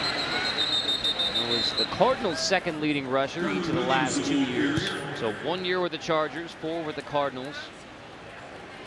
And now his 1st year with the Kansas City Chiefs. So you have 3 Williams in the running back stable. You got Damian Williams, Kerwin Williams, and Darrell Williams. If it's in doubt, just say Williams with the carry. That's what your go-to is. Is that what we're saying? Or you could ask Kerwin Williams. Oh boy! But we touched on this earlier in the game. That's one of the spots, the 3rd running back spot. That's going to be a battle. You've got Damian Williams, as you mentioned, 5th-year back. You got Kerwin Williams, 5th-year back. Spencer Ware, 5th-year back. Charkandrick West, 5th-year back. It's trying to find those guys that are going to fill the void behind Kareem Hunt. Kareem Hunt has shown effectiveness catching the ball out of the backfield. Damian Williams in Miami, caught 85 passes. Good coming out of the backfield. He was effective at the end of the first half in the opportunities that he got. So this is going to be a battle that we watch throughout this entire training camp at preseason. No Spencer Ware, no Charkandrick West available tonight for the Chiefs, so lots of reps for everybody else. Here comes another flag in coverage. That's Daniel Braverman, the intended receiver. And remember how the Texans got their first touchdown with the benefit of a couple big flags against the Chiefs defense. Now pass interference, defense number 37, spot the foul, automatic, first down. Now 2 big flags on the Texans defense aiding the Chiefs. Oh, that's an easy one to call. As soon as you see that right arm wrap around the jersey, and then there's contact before the ball gets there. You could have called him holding on the cut going to the outside, and then you got the pass interference with the contact before the ball gets there. So a couple different penalties on that. Tight look on first down. Straight ahead, Kerwin Williams. Kerwin Williams, the ball carrier. Played for Matt Wells at Utah State. Tackled by Marcus Hardison. He won 2 wagon wheel trophies in that battle with BYU. Andy Reid's alma mater. He knows all about the wagon wheel. Second down from the Houston 32-yard line. I'm the offensive lineman. Well, we talk about offensive linemen. You didn't even know I was going to talk about offensive linemen. That was good. Yeah. Talk about this group now. What they were able to do in the second half, and now on this drive, creating some lanes, creating some time. Big completion. There's Amaro taking a pop. And Jace Amaro, there is a flag down, but Jace Amaro, with his huge frame, 6'5", a lot of ability in the pass game. Pass interference, offense, number 81, 10-yard penalty, replay, second down. Wipe it out. It's on Tim Wright. My guess is that must have been as offensive players, you call it a rub. As a defensive player and then as an official, you call it a pick, or that would just be a flat block. Yeah. As he went up and made contact. So that's not a very good sell job. That's not a good sell job. Especially when you extend your arms, that makes it pretty obvious. But second and 17. I've been impressed by the job of this offensive line. You got Wiley and Witzman and Anger over on that right side. McKenzie's even in, the young guy that's in there at right guard. So they've been able to create some lanes and move this football. Kerwin Williams, the ball carrier. And creating some running lanes as well. And that's been the effective thing. That time Witzman on the pole comes around, gets a seal there by the linebacker, and able to create a little bit of a lane. So Khalil McKenzie, rookie out of Tennessee, son of NFL linebacker and current Raiders GM Reggie McKenzie, and Khalil McKenzie making a major change from defensive line and college to offensive line. So the irony is the one offensive player the Chiefs drafted actually played defense in college. Complete again, and it's Jace Amaro who is making some tough catches in traffic here in the third quarter. We're going to take a look at Khalil McKenzie. As you mentioned, Carter, he played defensive line, playing right guard number 66. He gets low, gets his hands, doesn't allow any penetration. Good job with protection, and then McGloin with that protection. Watch how he fires this ball into Amaro. Amaro splits the 2 defenders to be able to pick up the first down. You mentioned the adjustment McKenzie had to make to go from defense to offense. How about the adjustment he had to make to go from a Raider to a Chief? Right. Yeah. Growing up in that household, that's a, well, I guess. You used to have mad love, now he has bad blood. In that Chiefs, Raiders, AFC. You're still trying to push those Taylor Swift tickets. As we take a look at Khalil and Reggie McKenzie. Reggie, of course, the GM of the Oakland Raiders. So Khalil actually grew up in Green Bay when when Reggie was there with the Packers. Spent part of his time growing up around Green Bay. Reggie and his brother Raleigh, twin brothers, played for a long time. Both played at Tennessee and both had long NFL careers, and now in personnel. Reggie as the GM and Raleigh as one of the area scouts. On second down, McGloin over the middle, huge hit, big pop on Kerwin Williams. Now he's back up on his feet. And Kerwin Williams takes a big blow. That is making a catch through some serious contact from Josh Keys. Well, and I think the thing you immediately think of when you see a collision like that is the new helmet rule. You know, where does the helmet make contact? It looked to be clean when you see it at live speed here. As we take a look in slow-mo, let's see if he lowers his helmet. I'd say that's leading with the helmet. Yep. So a penalty not thrown on that one. That's one of the examples you get from the NFL as to when a penalty should be thrown. Dropping your helmet, leading with the helmet, making contact with the head of a rusher. In that case, it was a receiver, but not called. Back right into the hands of Kerwin Williams. So, I mean, after you take that pop, which, again, could have been flagged, could have been illegal under the new rule, and you pop right back up, right back out there and make another grab. So Kerwin Williams proving a lot of toughness on this drive to Eric Bieniemy, Andy Reid, and the Kansas City Chiefs. So as we head to the fourth quarter, Matt McGloin leading the Chiefs offense. Can he lead him into the end zone to begin the fourth? It is fourth down, which means it is Harrison Butker on. After his 38 of 42 performance last year, a franchise record of 142 points, passing Nick Lowry's mark from 1990. Second-year kicker out of Georgia Tech, on for a 32-yard attempt. Dustin Colquitt is the holder. James Winchester snap it away. On the board to begin the fourth. Harrison Butker is, of course, perfect to begin 2018.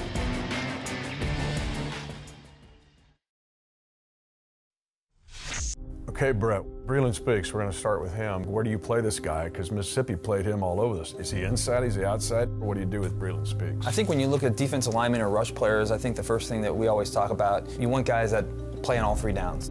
Whether that is a four-down scheme coming off the edge, or when we have guys in there like Justin and D on the outside, we can kick them in and then let them rush from the inside. So, you know, as a staff, we thought, you rarely see this guy on the ground. He's able to absorb blockers, as you see here. And this is a big man here coming out. I mean, this is probably a 300-plus pound offensive tackle at LSU. So his ability to just kind of see it, diagnose it, bend, absorb, and then finish. He has great anticipation, too. I think a lot of these guys, you talk about size, speed, strength, and all that kind of stuff, but obviously instincts are something that sometimes you don't really talk about with defensive linemen or interior players, and you can see this guy has a tremendous feel for the football, and he can react very quickly. You can kind of see him adapt and adjust to the game as it goes on. He's an athletic big man. Another guy, Armani Watson. This guy played 3,100 snaps at A&M and was thought to be one of the better ball skills player in this whole draft class, whether it's a corner or a safety. Yeah, absolutely, and as you mentioned, I mean, Armani played a lot of football. Great instincts in this game that we're watching here, the Arkansas game. I think this quarterback was surprised here. Obviously, Arkansas liked this matchup here with this backer. Quarterback did a good job of holding the safety here, and they were hoping that this combination pattern here would occupy the safety. They can get a one-on-one matchup with this backer here, and this guy would be wide open. And you can see Armani kind of see this right away, and he's already disregarding this combination down here and working right back to where they really want to go with the football. So I think what you see on tape is a guy that understands route concepts, understands you know, the down, the situation, where quarterback wants to go with the football, and he's a guy that's willing to kind of roll the dice at times. Sometimes when you guess, you win a football game. Don't you just love that film room talk? And just rocking back and forth on play after play. I'll tell you what, some of those plays, and now I understand why Breland Speaks, you know, was evaluated as highly as he was. I mean, you see that one where he came underneath and ripped that right arm through and separated from the pulling guard or tackle and made the tackle. It's impressive. And then I didn't realize Armani Watts had that many snaps at Texas A&M, and just his anticipation and recognition of route combinations was impressive. That's not necessarily a good thing for the Texas A&M defense. Armani Watts played 3,100 snaps. Speaking from a man who lives in Austin, yes, there you go. Not necessarily a good thing. Here's kickoff from the 35. Texans will bring it out across the 20. B.J. Kissel is with a very...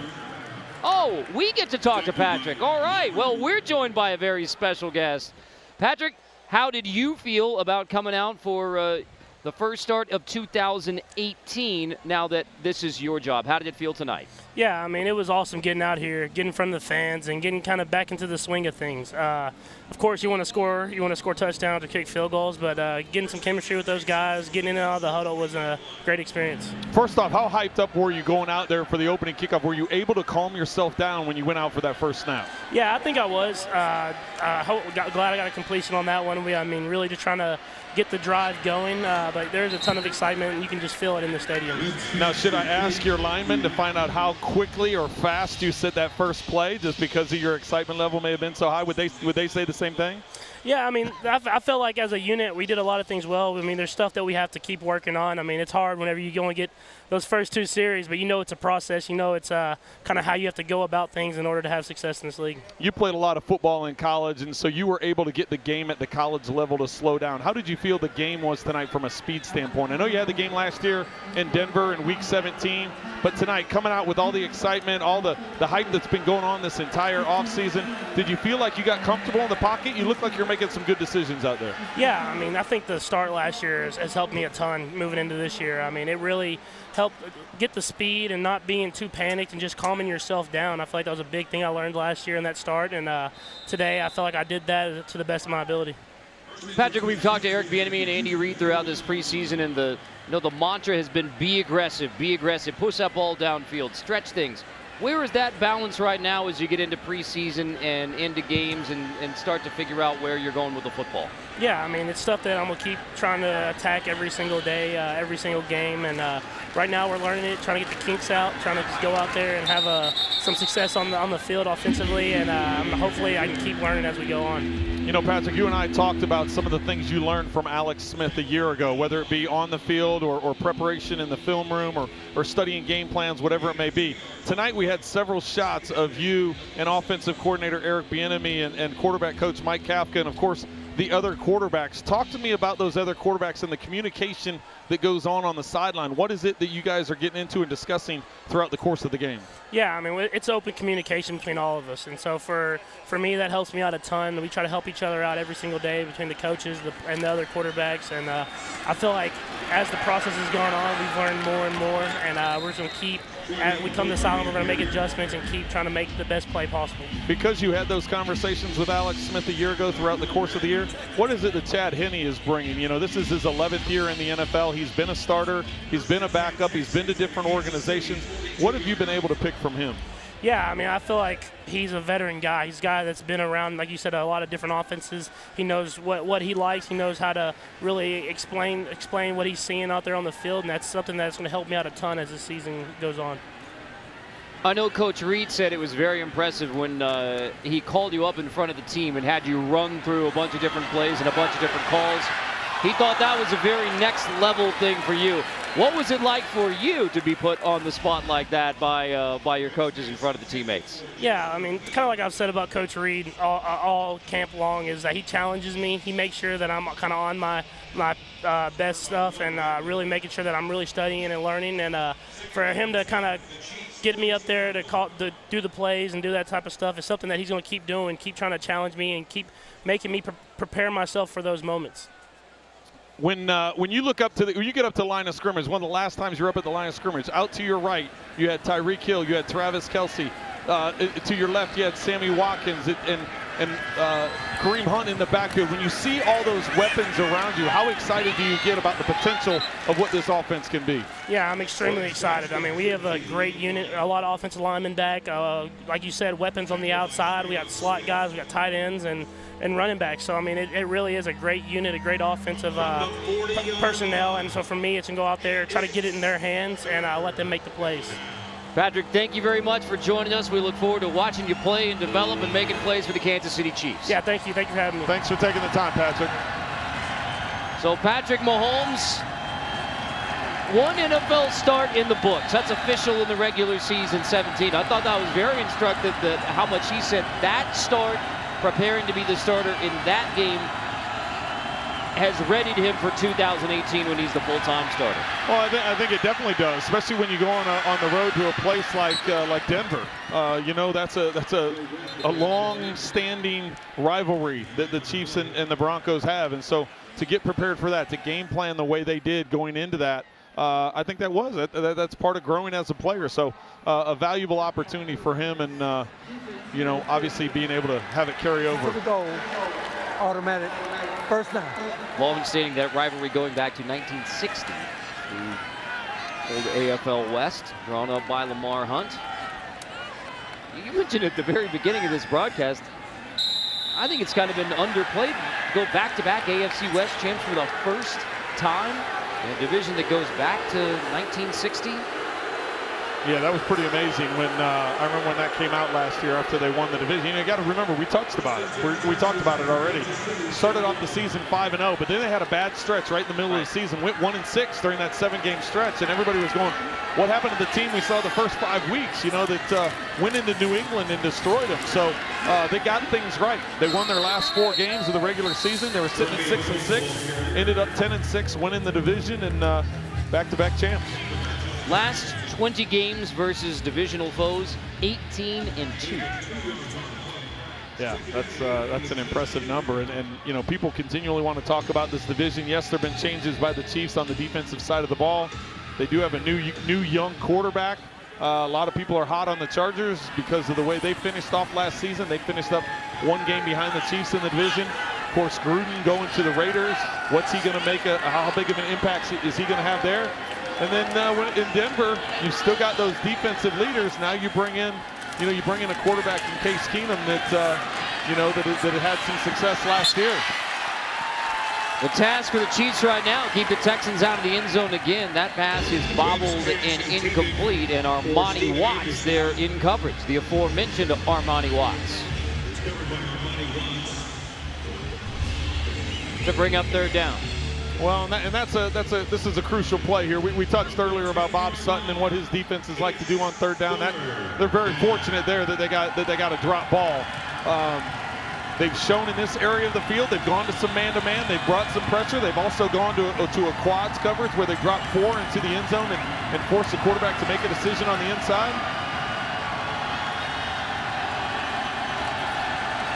Webb out of the shotgun, 3rd and 8. Trying to scramble, looking to the end zone. Webb chased. He's going to bring it back. And now Webb on the run, inside the 10, inside the 5. He dives forward, and he appears to have a first down to set up 1st and goal after Raymond Davison finally makes the stop. Well, Webb on the run, escaping that Chiefs pressure, but it indeed will be 1st and goal.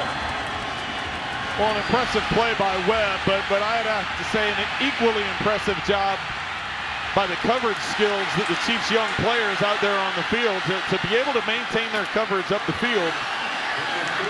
Actually, it's going to be a 4th down here. I have to correct myself. It looked like in the initial spot that he had enough, then they re-spotted, half a yard short, 4th and goal. Fourth down. Bill O'Brien, yep, may have another look at this one. Bill O'Brien certainly wants to take another look.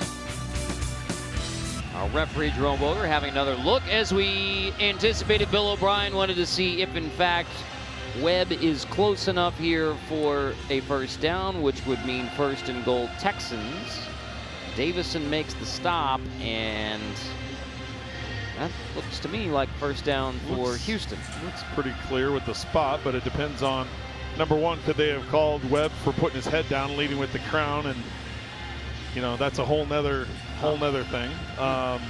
It doesn't look like he's trying to initiate contact. Maybe they could have called. This helmet thing is gonna make me scratch my head all year, but it looks like there he's lowering it. Is he lowering it to use it as a weapon, or is he lowering it to protect himself? I think the judgment there is he's lowering it to protect himself. Now back to the spot. The knee doesn't go down. It looks like he's able to put that left hand on the ground and expend the ball. So I tend to think like Bill O'Brien here that it's going to be a first down, but let's hear what Jerome Boger has to say. On the play, the rule of the field stands that the runner was short of the line to gain. Fourth down. Houston is charged. His last time out. Like we said, clearly fourth down, the Chiefs get the stop. I guess it's the preseason for me too, because I was 100% with you on that from the get-go. I thought he had a first down first time. I didn't. Did you see his knee or an elbow or anything go down that would have said that? Oh well, it's got to be down where the spot. I mean, there's got to be some body part down that causes the ball to be spotted there. But it's great for the Chiefs. Now let's get a stop here on fourth down. Works out for Kansas City, and now 4th and 1 with Webb under center.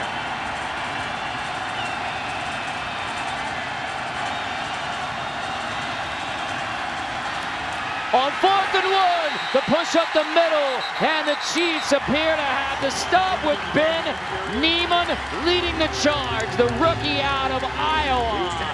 And the Chiefs D gets a stop in the 4th. And how about for 4th and 1, Arrowhead gets loud in game 1 of the preseason for a 4th down stop. I love that. The defensive line does their jobs. They create the lane. We just saw in that last replay from up above, you see the lane open up. It's one-on-one in the hole. Who's going to win the battle? The Chiefs bring them down. Great tackle by Neiman. Well, Trent, continuing our discussion about the AFC West and the Denver Broncos, the biggest acquisition for them, a new starting quarterback in Denver again. This time it's Case Keenum.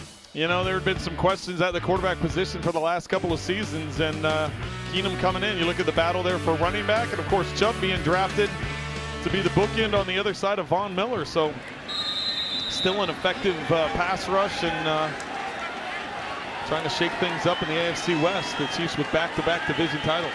First time. Chase Litton hands off, and it is Darrell Williams, rookie out of LSU, who gets the carry. So we see the 4th Kansas City Chief quarterback, Chase Litton, the rookie out of Marshall, Thundering Herd. 3-year starter with the Herd, declared for the draft. He's actually from Tampa, Wharton High School in Winter Park.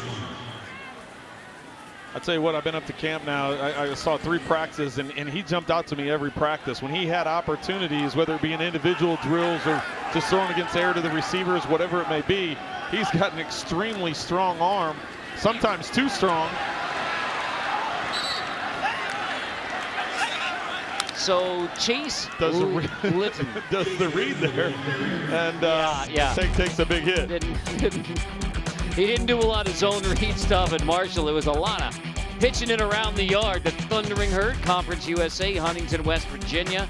Started since his freshman year, was a huge pickup for Marshall. And now Chase Litton.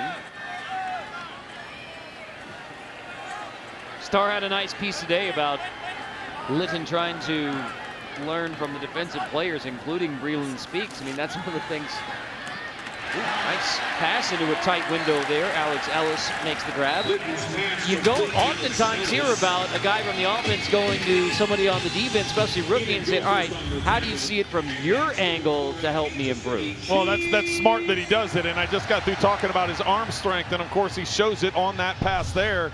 He fires it in there, just zips it into that right shoulder in between the 2 defenders and puts it in a position that only the Chiefs can attack it and get the first down. So, but a smart job. Hey, anytime you're a quarterback and you're going against the defense, go ask them, hey, what'd you see there? Did I sell it with my eyes? Did I give something away with my shoulders? Was my release too slow that you were able to pick up on it? There's different things. Self-scouting is an important part of playing the position, and you might as well take advantage of the defensive guys and see what they're seeing out of your play. Like he said in the paper today, he said, well, in high school, my best friend was a linebacker, so I just always talked to him about what he was seeing, and well, now it's worked so far through college and into the NFL, so Klein Breland speaks to those guys on defense and pick their brain.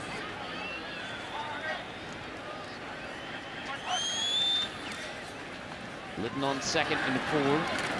Hands off to Darrell Williams, undrafted free agent. Darrell Williams, the ball here. Williams out of LSU, kind of played in the shadow the last couple of years. Leonard Fournette and Darius Geis, but he had really impressive numbers at LSU. Well, and that's you're talking fourth quarter football in the preseason. These are when guys are going to get opportunities. And yes, you're trying to make an impact and you're trying to make this roster. But there's a lot of teams out there. There's 31 other teams in the NFL, and their evaluators are watching every game and every snap. So you're trying to get noticed first and foremost here in Kansas City, but then by the other teams in the league by your player with the opportunities that you get. Litton to the outside. Looked like that was tipped at the line of scrimmage and incomplete on first down. Litton's pass intended for Blake 6'5", 233. So he has the size. Second down and 10 from the 27-yard line. Looks like somebody on a knee for the Chiefs. I believe that's Jimmy Murray. And so, first addition to the Chiefs roster. As he is being tended to, second down coming up here for Chase Litton, rookie from Marshall.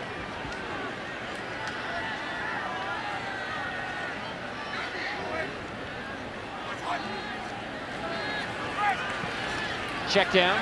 It's yet again Darrell Williams out of the backfield, and Darrell Williams with a head of steam. Pass complete to Darrell Gets to the 34-yard line. 6'1", 229, Darrell Williams, and it is a solid 6'1", 229. I was going to say, a 229 gets out in open space there. You know, if you're a defensive back coming up to try and make that tackle with a full head of steam, showed nice hands there getting to the perimeter and speed getting up the field. So he averaged almost 6 yards a carry, 5.7 yards per carry. Round up, it's almost 6.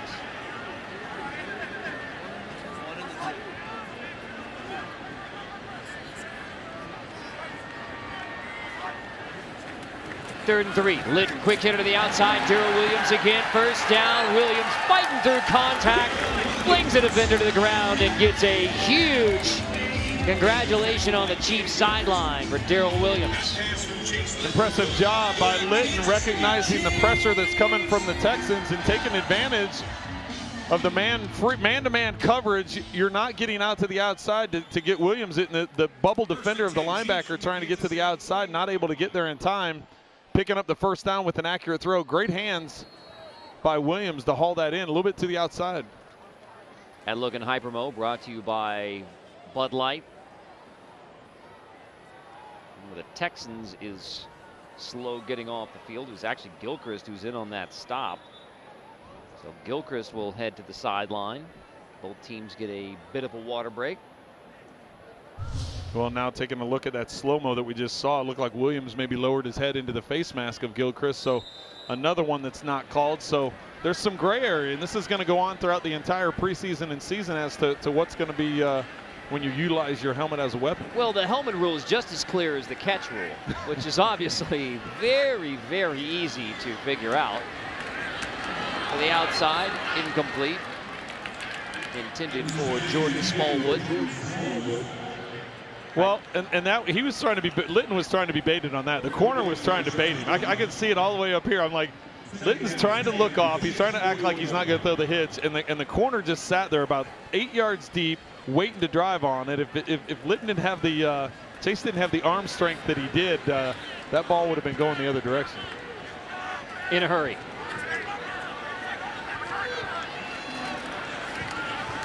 Williams, more tough yards up the middle. Darrell Williams having a solid first showing as a Kansas City Chief here in the fourth quarter. Again, more reps for Darrell Williams because Spencer Ware, knee, Kendrick West still dealing with a concussion. So your running back stable of 6 is really down to 4. It's down to Hunt and the Williams family, Damian, Kerwin, and Darrell. There's Damian.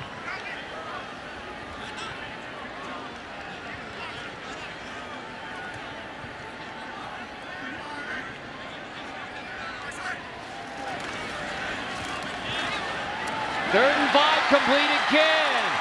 It's Ellis who takes it for a first down inside the 45-yard line. Litton to Alex Ellis for a first down. Great recognition by Litton, understanding as Ellis is working underneath. Some confusion in the coverage. Chase locating the receiver that was uncovered, picking up the first down. Keep this drive going. A 12-yard gain. First and 10 Chiefs from the Houston 42-yard line.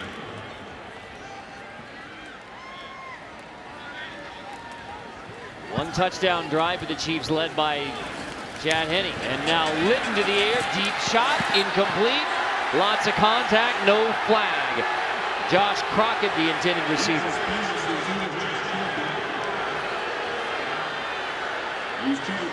Well, Chiefs fans that are here remembering what happened to Emerson early in the game when there was a ball thrown that was a jump ball. A lot of contact there. Defensive back doesn't turn around. This one not called in the Chiefs' favor. No call.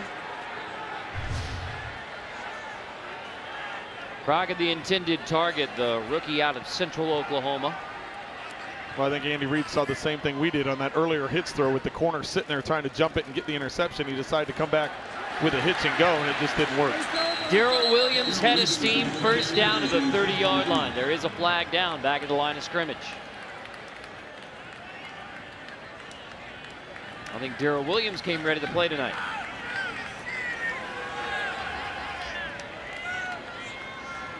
Illegal formation, offense. The wide receiver not on the line of the scrimmage, number 9, which meant that the tackle was uncovered. 5-yard penalty, replay, second down. And we check in with B.J. Kissel. Guys, after the draft, when Darrell Williams went undrafted, he was one of the top undrafted available running backs.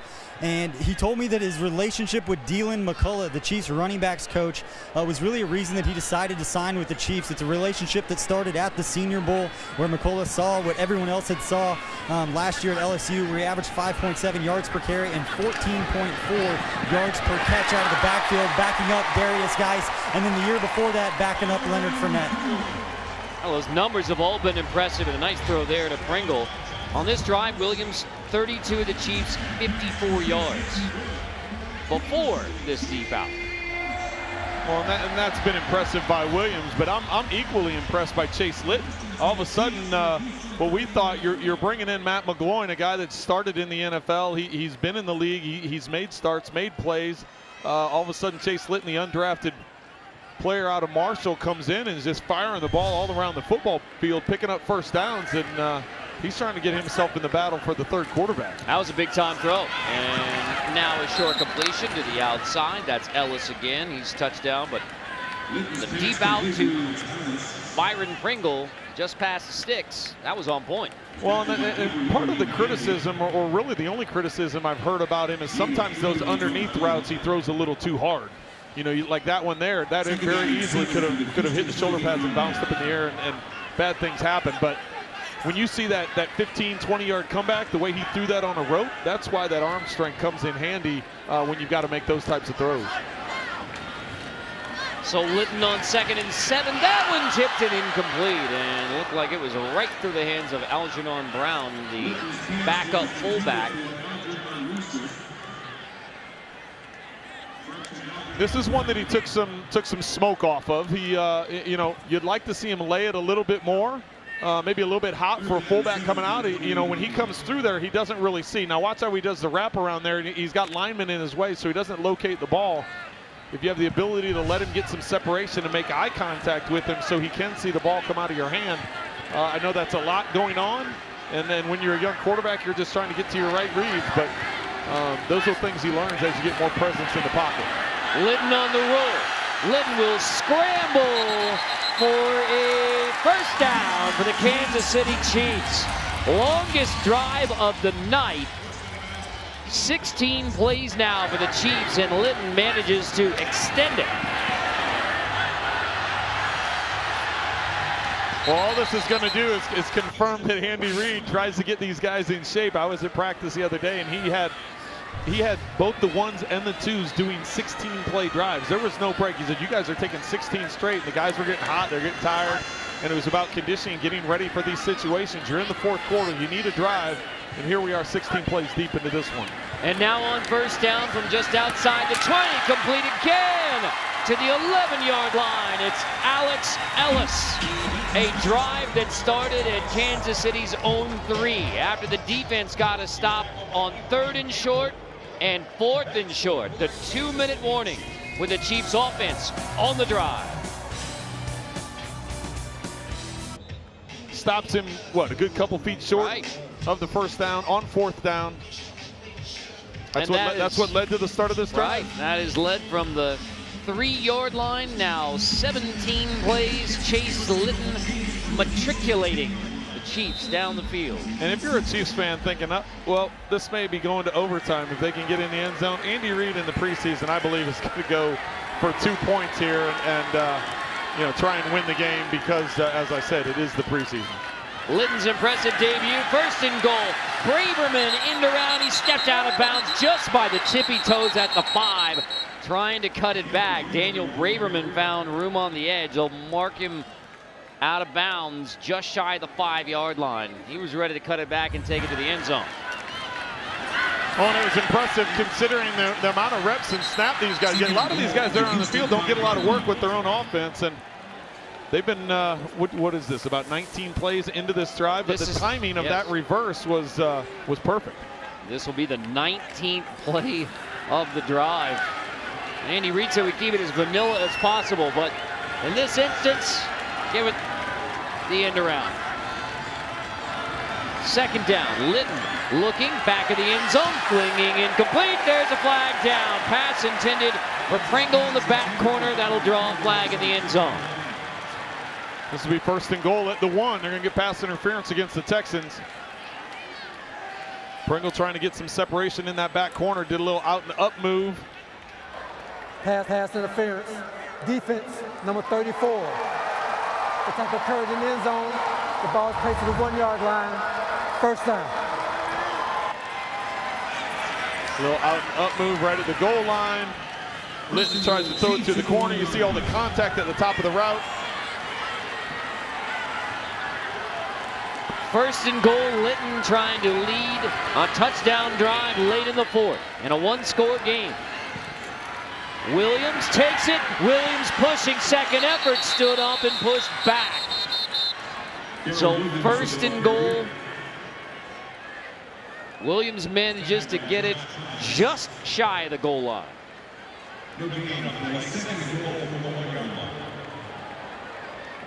Looked like there was maybe some initial push there that he was going to have an opportunity to get it in, and I don't know if it was an errant snap that caused Litton to go.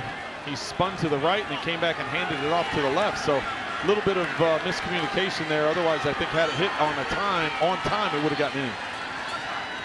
2nd and goal out of the gun. Williams again, pushing again, pushed back again. And after the Chiefs had a stand on 3rd down and 4th down when the Texans penetrated deep, now the Chiefs trying to give themselves a chance at what would be a walk-off win if you get a touchdown in the 2-point conversion here late. Well, and the bad thing is they lost 2 yards, so now you got 1st and goal at the 3. So you take your personnel out. They took 2 wide receivers out. They put Jumbo in. They put a fullback and an extra offensive lineman, but you're at the 3-yard line now, so a little bit tougher. Brown and Williams in the backfield. Litton, play action on the roll. Chase Litton, toss is incomplete, bringing up 4th and goal. Intended for the fullback, Algernon Brown. I think considering all the young guys you have out here on the field, you go ahead and you take that timeout. Discuss it, try and figure out what it is that Chase Litton likes, the personnel you have on the field, make sure everybody's on the same page. As I said, a lot of these guys haven't gotten many reps at these plays, so I'm okay with getting a timeout here and just making sure everybody's dialed in on the right play, especially now that the play clock is, you have no choice. You're going to have to call timeout now. And here it comes, timeout. So subbed in 2 more wide receivers with Pringle and Smallwood for 4th and goal. Out of the timeout, 4th and goal, and a 7-point game. Watch presented by the University of Kansas Health System, the official healthcare provider of the Kansas City Chiefs. This is what we looked for early, and this is what we saw. So first look at the new kickoff. Mahomes, 5 of 7. You saw some good things from Patrick Mahomes. I thought he made some really good decisions. There were times he was trying to get the ball up the field, made decisions to check the ball down, not make the big negative play. New look defense. We saw quite a few guys. There's more that need to make their debut, as we'll see in the next couple weeks. But you know, they had some opportunities to get on the field, and then now here we are, 4th and goal. Some young guys on the field trying to get in the end zone on 4th down. Chase Litton trying to lead him there. Out of the shotgun, Litton back at the end zone, tosses it up, and it is knocked away. Incomplete, intended for Alex Ellis. A chance to make a play at the back of the end zone. But Houston knocks it away on 4th and goal. Good design of the play, man-to-man. You see Ellis going to the corner. You have your 2 underneath routes. Litton lays it to the outside. Arm gets knocked in between to knock the ball away. Anything, maybe throw that a little bit earlier and get it out to the corner so it gets some separation, because Ellis had him by a couple steps. Nice play by Josh Thornton, the Texans corner, to knock that away. So Houston will take back over it with 14 seconds. 17-10. Just enough room to sneak it out. Even though you don't get in the end zone there were a lot of good things from those 3rd, 4th, 5th string players that had an opportunity to play on that last drive. Litton showed some flashes of great arm strength, good decision making. It was a 22-play drive. So yes, you want to end up in the end zone, and yes, you want to win the game. But that was all around, yeah, for Darrell Williams and Chase Litton leading the way on a 22-play drive. So Houston wins it 17-10. Preseason game number 1 is in the books. And for a Kansas City team, you come into this game without Ragland, without Hitchens, without Berry, without Sorensen on defense. I mean, that's 4 of your starters up the middle who are unavailable. I would say the Texans were able to take advantage early, aided by a couple of penalties. And then on offense, we saw Mahomes, as you said, make some excellent decisions. You didn't see the huge explosive plays over the top you know he's capable of, but the decision making and running the offense, which is one of the points of emphasis with the entire Chiefs coaching staff, Mike Kafka and Eric Bieniemy and Andy Reid. You saw that certainly with Patrick Mahomes. And the touchdown for the Chiefs tonight from Demarcus Robinson. He is with B.J. Kissel. Thanks, Carter. Down here, like you said, with Demarcus Robinson, you find the end zone one time. It's you tonight. Can you just walk me through the touchdown and what you saw from your end? I mean, we just had a double move, and it was great blocking up front by the line and a great ball. So I just had to make a play. We've been talking about you up at training camp because of the plays that you've been making, and a lot of that is from the work that you did with Patrick Mahomes over the offseason. You guys stayed in Kansas City, worked out together. Yep. Just what were those workouts like, and how important were those to you in your development to be able to do the things that you've been doing at camp? It was very important coming into my 3rd year, just getting very acquainted with the playbook, just like he had to do. So we just studied together, and everything he was getting taught and trained, I was trying to get the same thing. So we was always neck and neck every time we go in to try to get work so we can be on the field and just execute plays. One of the things that we've talked about a lot over the last few years is everything that's put on you guys in Andy Reid's offense, being able to know all of the different spots. Just how have you developed that, and how important has it been for you over this past offseason to get that trust from Coach Reid where he knows he can put you in any of those spots and you go out and do what you're supposed to? Yeah, I feel like that's the biggest deal coming into the NFL, learning all the position on the field. So yeah, I mean, once I showed them that I could do that during training camp and stuff, I feel like they got pretty better confidence than they did last year. So we're just trying to keep moving forward from there. All right, thanks, DeMarcus. Appreciate the time. Yes, sir. Thank you. Demarcus Robinson, solid start to 2018. More from Arrowhead in a moment.